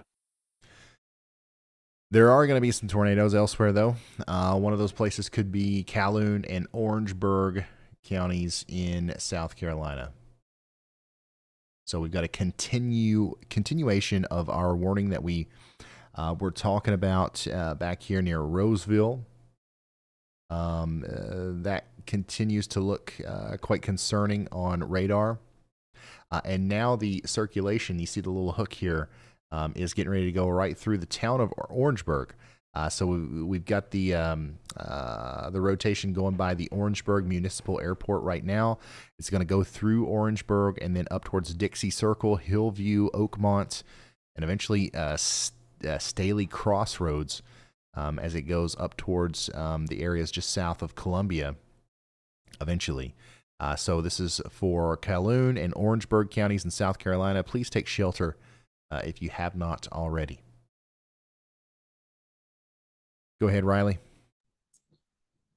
Cameras 5 and 6 are both in that tornado warning. I don't know why it's saying Columbia again, but those are Orangeburg area. All right. Thank you, Riley.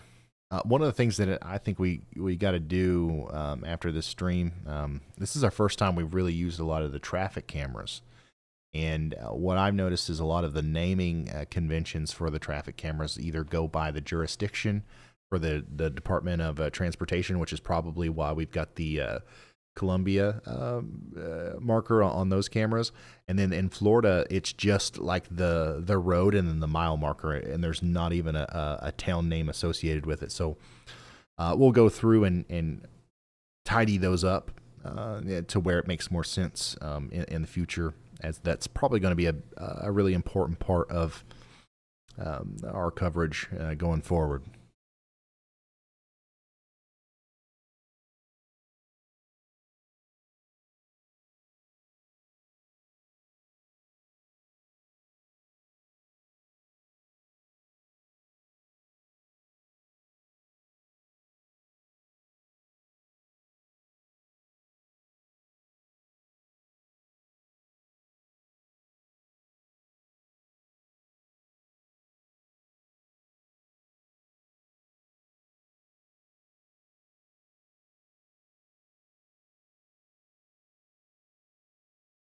Well, here's some good news, right?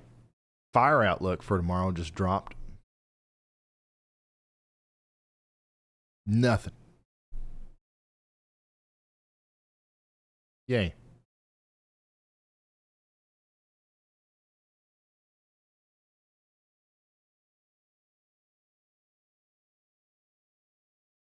Go ahead, Riley. Yeah, I hate to poop on your party, but that's not tomorrow. That was day 2. Oh, right. I forgot about the. I mean, I'm in. I'm out of sync with my days. I'm not sure how they work anymore.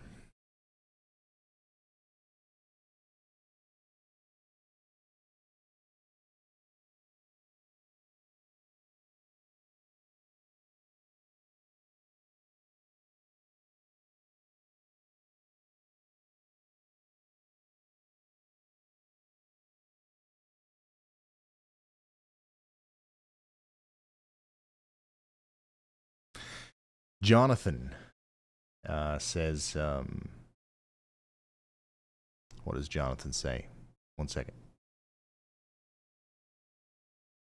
Jonathan says, what are the major concerns for Charlotte, North Carolina? Any tornadic activity in the morning? Thanks for everything you do.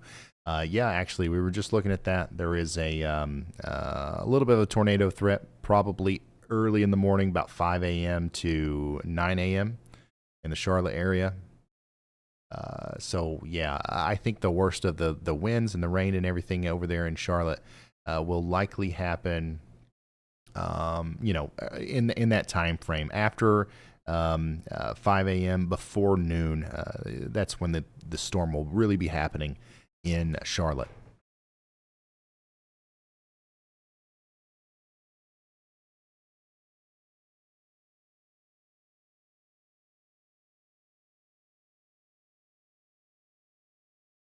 Looking at this storm on satellite is quite remarkable. It's crazy how intact the storm still is. I mean, it still looks like a hurricane. It's got the eye.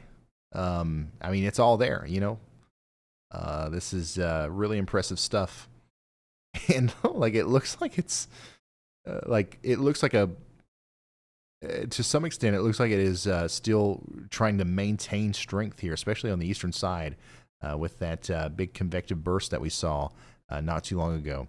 What that's a sign of, though, is likely if this thing would have stayed over water for any more time at all, we would have been dealing with a high-end Category 5 at some point. So thankfully, this thing hit land. Unfortunately, there are negative consequences that come with that, but thankfully this thing stopped. And now it's all going to be downhill from here as far as the overall intensity of the storm goes.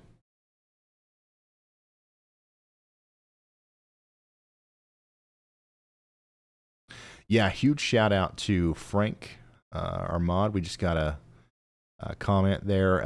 You got some amazing mods. Shout out to Frank. Yeah, everybody involved. Shout out to everybody involved. Riley, Andy, Kinsey, Frank, Elijah, Caleb, Allie, Dylan, Chandra. I'm definitely leaving some out. Jared. The list goes on and on. Lots of people involved here, and super appreciative of everybody, and also everybody in the chat right now. Everybody that hit the like button, hit the subscribe button, hit the share button. You guys played a huge role in our ability to get life-saving information out to people today as well.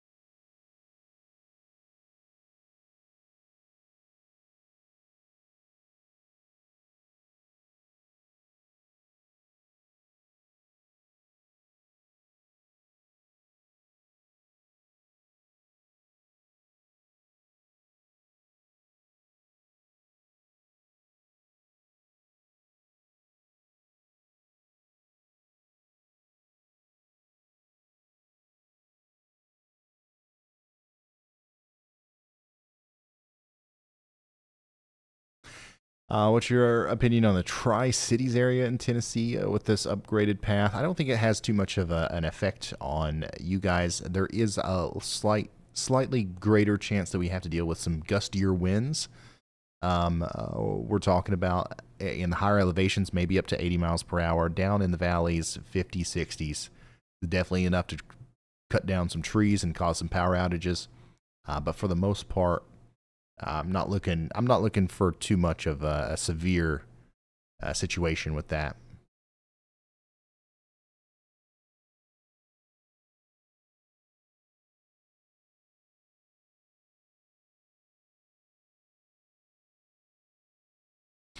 Do you think the storm will be more intense for the Lexington and Columbia, South Carolina area with this new information? Actually, yeah, more intense compared to what maybe the official forecast was would suggest. So yeah, I definitely think so. And speaking of that area, even before the core of the storm gets there, right now we're talking about some pretty intense stuff, as we just got a new confirmed tornado warning out here in that area. Well, that was a little bit farther to the south near Beaufort, but there is a tornado warning up there just to the south and west of Columbia as well. Go ahead, Riley. Yeah, Ryan, I don't know how it's managed to do it, but we do have a new convection burst south of the eye of the hurricane. Thank you, Riley. We'll go check that out right here in a moment. But here's another one of those situations where we've got a daggone. So there's a weather spotter down here in Hilton Head who's just got binoculars, and they're looking. All right, they're looking for waterspouts, and they're finding them, and they're reporting them to the National Weather Service, because this is like the third time today this has happened. Big time, a rotating area of of the storm, likely producing a waterspout out here outside of Hilton Head, moving up towards Port Royal, and eventually Beaufort. Areas just south of Beaufort near Port Royal. We've got a tornado warning now for Beaufort County, South Carolina. Weather spotters confirmed a waterspout moving on shore.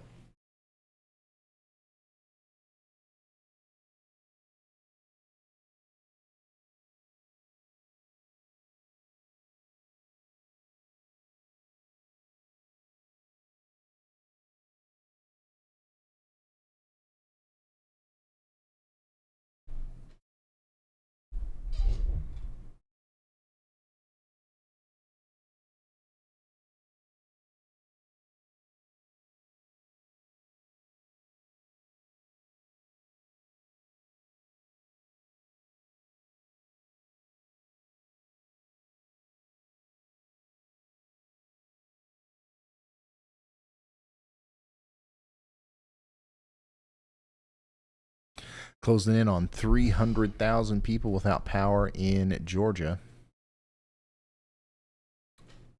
Go ahead, Riley. In camera spot number 1, we have some significant flooding in Atlanta, Georgia. This is still ahead of the main area of precipitation, and in fact, they have another very, very heavy rain band that's just about to get there, but that is about 1 foot to 2 feet of water blocking the road. Okay, thank you, Riley. This is James out there in Chilton County. This is near Atlanta, right, Riley? Yep. Okay, so this is James, and we've got a live view of the situation that's unfolding there. Lots of scenes like this likely around Atlanta, and it's only going to get worse because, like Riley said, we've got another big area of rain coming in, and then the core of the heaviest precipitation is still far to the south, and that's still on its way.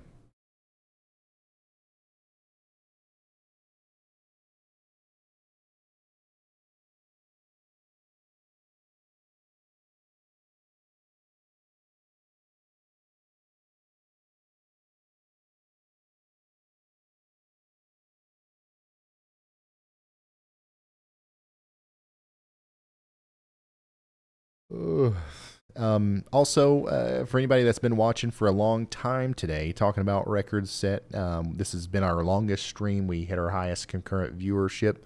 And also, just another testament to how good of a job everybody did with sharing and getting the word out. It looks like our first stream, the first 12-hour leg of this stream, reached in the first 12 hours around 4 million people, which it will also be our most viewed live stream to date. So thank you all once again for helping us get the word out and giving us the opportunity to do this. None of it would be possible without you, so huge shout out.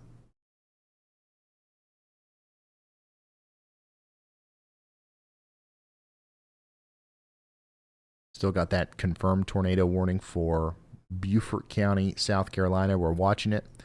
And we've got some folks watching in Columbia, South Carolina, and we're continuing to watch that storm as well. A little bit less impressive on the rotation right now, but still, I wouldn't be surprised if eventually we saw a tornado warning for the Columbia area as a result of the storm floating by a little bit later. So y'all watch out for that.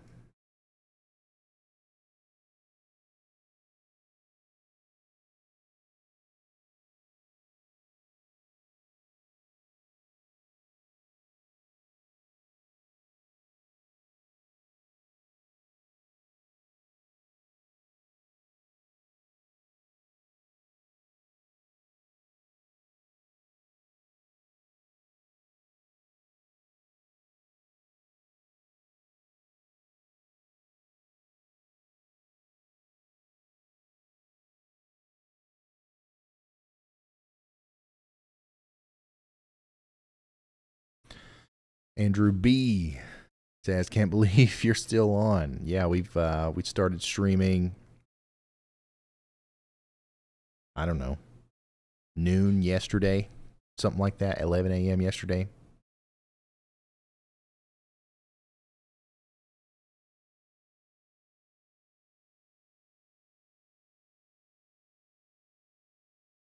And Caleb Beecham started trying to chop this tree down around the same time. It's not going so well. We're going to have to get the winch out again.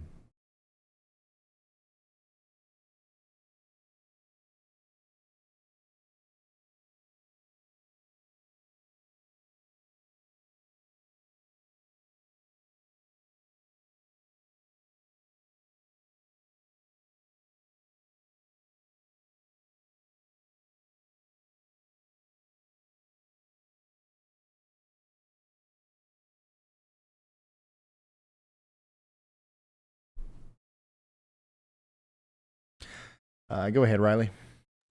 Hey Ryan, we are just now hearing on the scanners that the Tampa Bay Fire Department is reporting that the water is starting to recede.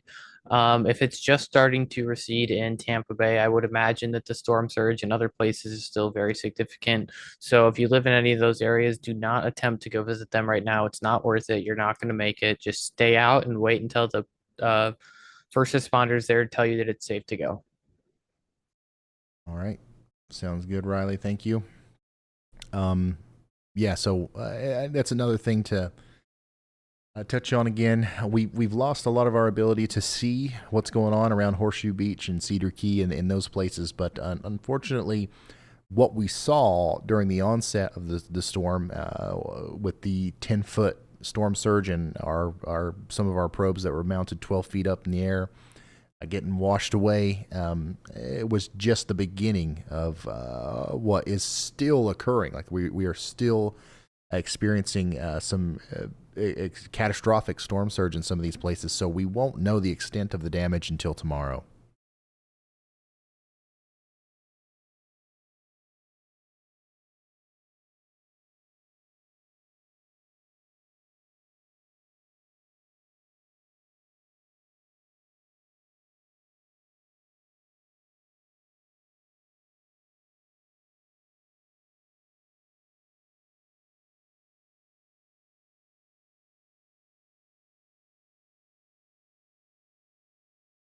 Yep, we got 2 tornado warnings. One of them's for Beaufort, South Carolina. The other one's going to include Woodford and Staley Crossroads, south of Columbia, South Carolina.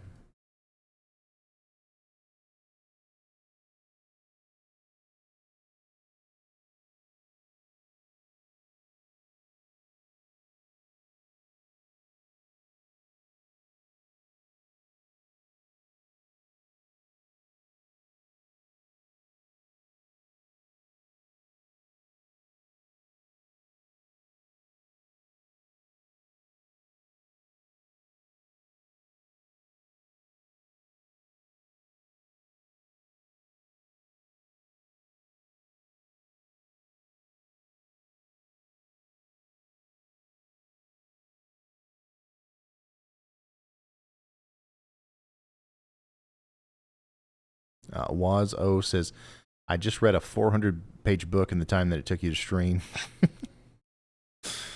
Let's see here. A Beautiful Day 121 says, I live in South Carolina, upstate. I missed your last update on the path. Can you let us know what's coming? Yeah, if you live upstate in South Carolina, we were already expecting some significant impacts from this storm up there, let's say around Anderson and Greenville. The only thing that's changed is we expect maybe probably because the path has shifted a little bit to the east, we expect those impacts to be a little bit more intense. We're going to see a little bit more rain, a little bit stronger winds. The overall effect, though, is not going to be too much different. Some big-time flooding is going to be your biggest problem. That's still what's on the table there. And it looks like we got 32 ongoing flash flood warnings now. Go ahead, Riley. Hey Ryan, we have another update from the National Hurricane Center. We are now down to maximum sustained winds of 90 miles an hour and a minimum central pressure of 955 millibars. The next full outlook, that would be our cone update, is going to be at 5 a.m. Eastern Time. Okay. Thank you, Riley. So the storm is obviously continuing to weaken as expected. Still a hurricane and still a strong hurricane for being plumb out in the middle of south central Georgia. So those 90-mile-per-hour winds are moving into places like Douglas right now. We expect that hurricane force winds are going to continue as far up as into Abbeville, McRae, Lumber City, and Hazlehurst and Baxley in Georgia, okay? Y'all get ready.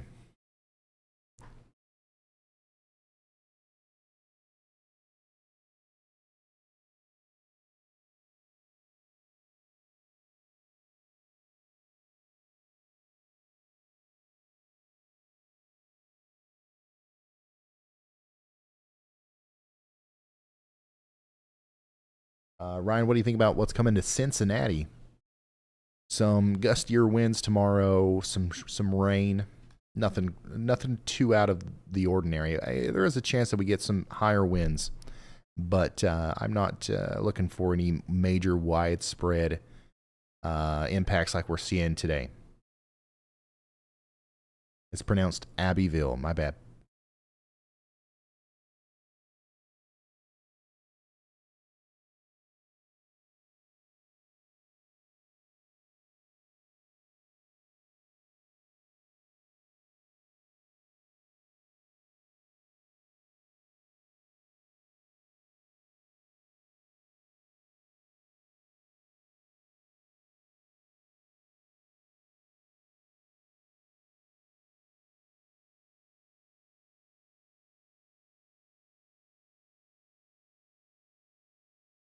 Ryan, do you watch the USGS stream gauges? That is something that we watch, yeah.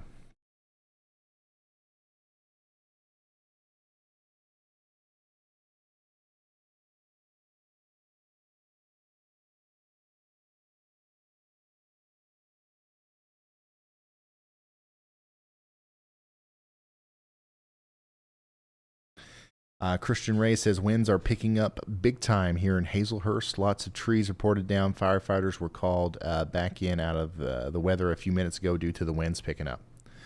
Yep, that makes sense over there in Hazlehurst, and the winds are going to continue to increase like that for the next several, honestly, over the next hour or so. And you'll see the same thing happening in McRae, Lumber City, Baxley. If you still have power in those areas, you're gonna lose it probably over the next hour or so. Additionally, over there in Abbeville, we're seeing the same thing, and the onset of some of the stronger winds are coming in right now. Ashburn, Rochelle, Georgia, you guys are all experiencing this. Next in line, the winds are going to be somewhat less intense, but they are still going to be intense up there towards Unadilla, I think I'm saying that right, and Hawkinsville. Dexter, Soperton, and places like Vidalia. I don't think that we'll see those 90-mile-per-hour winds sustained for you guys, but it's definitely going to be a pretty intense burst of wind. Go ahead, Riley. Hey Ryan, and the ever-continuing weird things this hurricane continues to do, we have new convection popping up right above Tifton. At this point, this is not going to be convection that is strengthening the hurricane. It's just going to be convection that's still occurring around that center. Like I said, it's not going to strengthen the hurricane, but it could make the higher winds last just a little bit longer. But the main concern with this is going to be all of the precipitation that's going to fall with it. Absolutely. Thank you, Riley.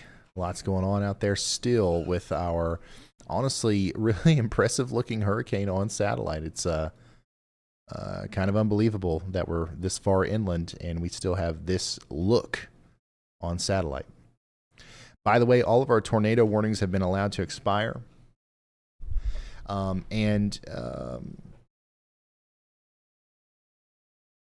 yeah, we're getting to the point where things are starting to wind down a little bit in terms of the rapid fire, information that we're able to relay here. Okay, so we'll probably start to wrap it up here soon, but we are going to stick around for a little while longer. And just another reminder, anybody on the team, if you need to go. We've been here for a long time. The people here at the Weather House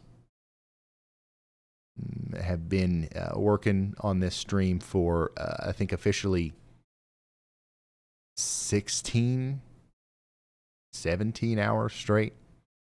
So, it's all right. I can wrap it up here in the next little bit.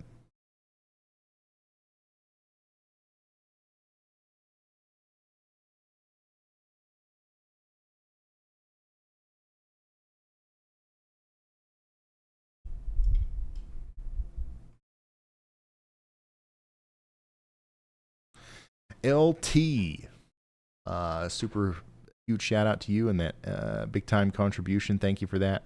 Says thank you for streaming for so long. I hope you and your crew have a good rest tonight.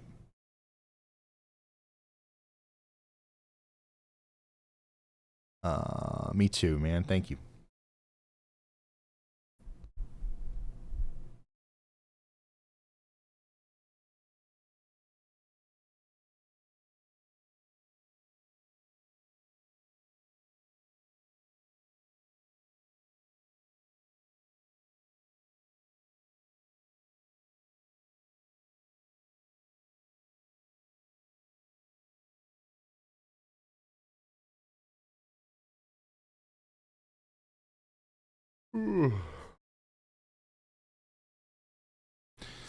We do have our new day one outlook here from the Storm Prediction Center. Continues that enhanced risk driven by the tornado threat a little bit up into North Carolina. This goes past Myrtle Beach over towards Nags Head. And also the slight risk goes all the way out into past Charlotte into Raleigh, up there even as far north as into Danville, Virginia. This is all driven by the tornado threat that will be accompanying our storm as it comes up towards the Appalachian Mountains.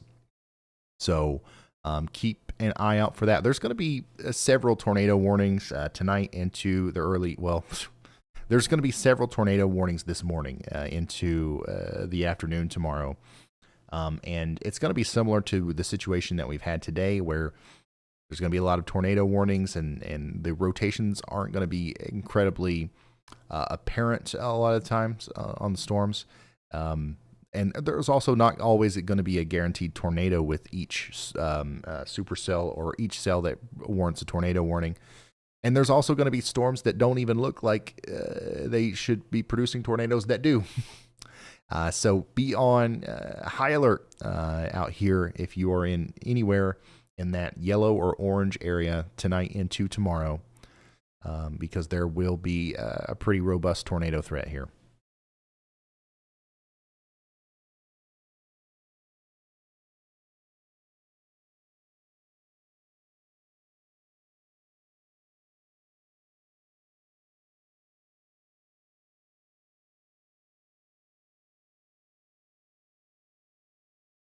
And yeah, I would encourage everybody, if you haven't already, to please subscribe to the channel.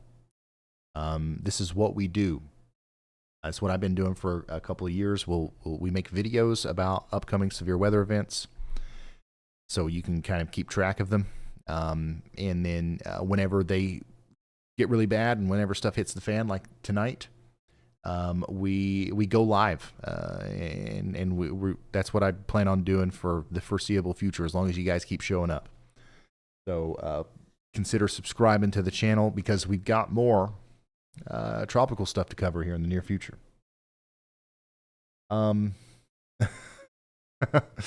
You mean today? Just whenever you feel like it. All right. I don't think that will. You know, we'll just let's call it noon. All right.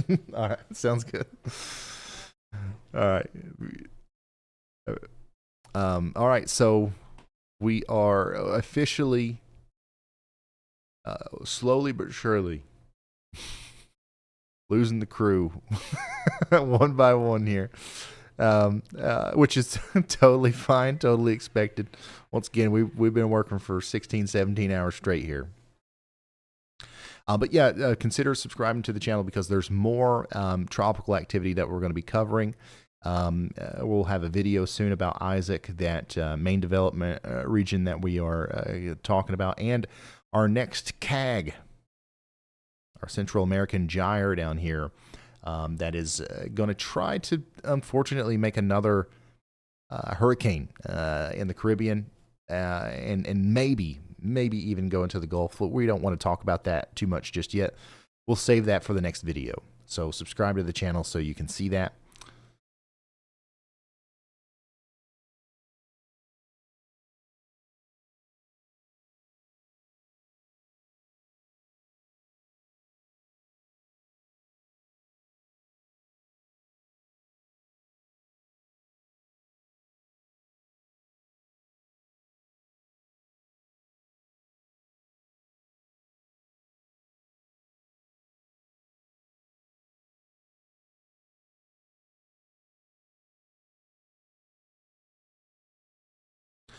One last location call out here, Athens. A lot of people are asking about Athens now that we expect that the storm is going to go a little bit farther to the east. It's a similar answer as I had, with anybody else. If you are in an area that is east of the cone, right, and now we believe that the storm is going to go a little bit farther to the east, what this means is that the impacts or the effects from the storm are going to be probably about 20 to 30% more than what we originally thought. Basically, we're still going to see a tropical storm in Athens, just like we would if the official path would have carried it, over Atlanta.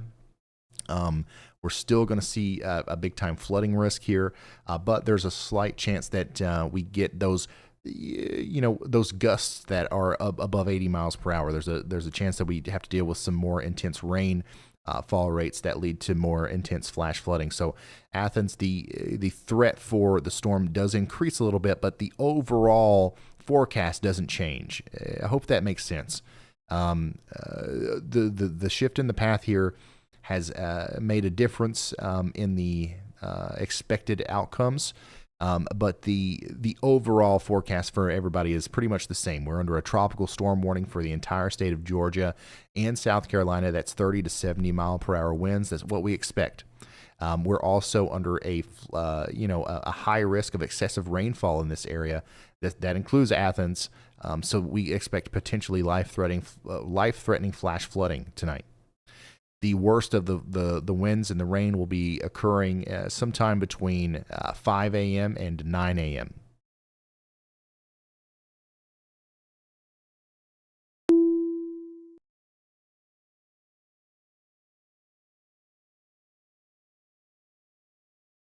Also, James, who's got this feed of the flooding in Atlanta above me here, is reporting that the flooding is getting worse, and he's had to back up around 50 yards in the past 15 minutes because of the rising water there. So that's that's going to continue to be a big time problem in the Atlanta area. Even though the storm looks like it's going to go farther east, and the winds are probably going to be a little bit less of a problem in Atlanta, the flooding is certainly still a big issue, and that's still on the table.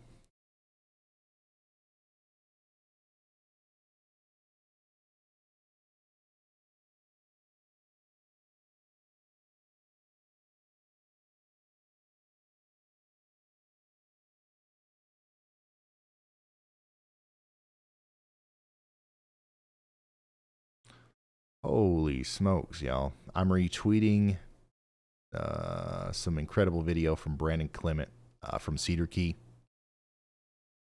Yeah, damage from there is going to be bad tomorrow. All right, that's another thing that we got to do. We got to rest up so we can have our Y'all Squad meeting tomorrow. Thanks to you guys, we've raised close to $50,000 today for the Y'all Squad. We're going to put those dollars to good use, helping people that were impacted by the storms.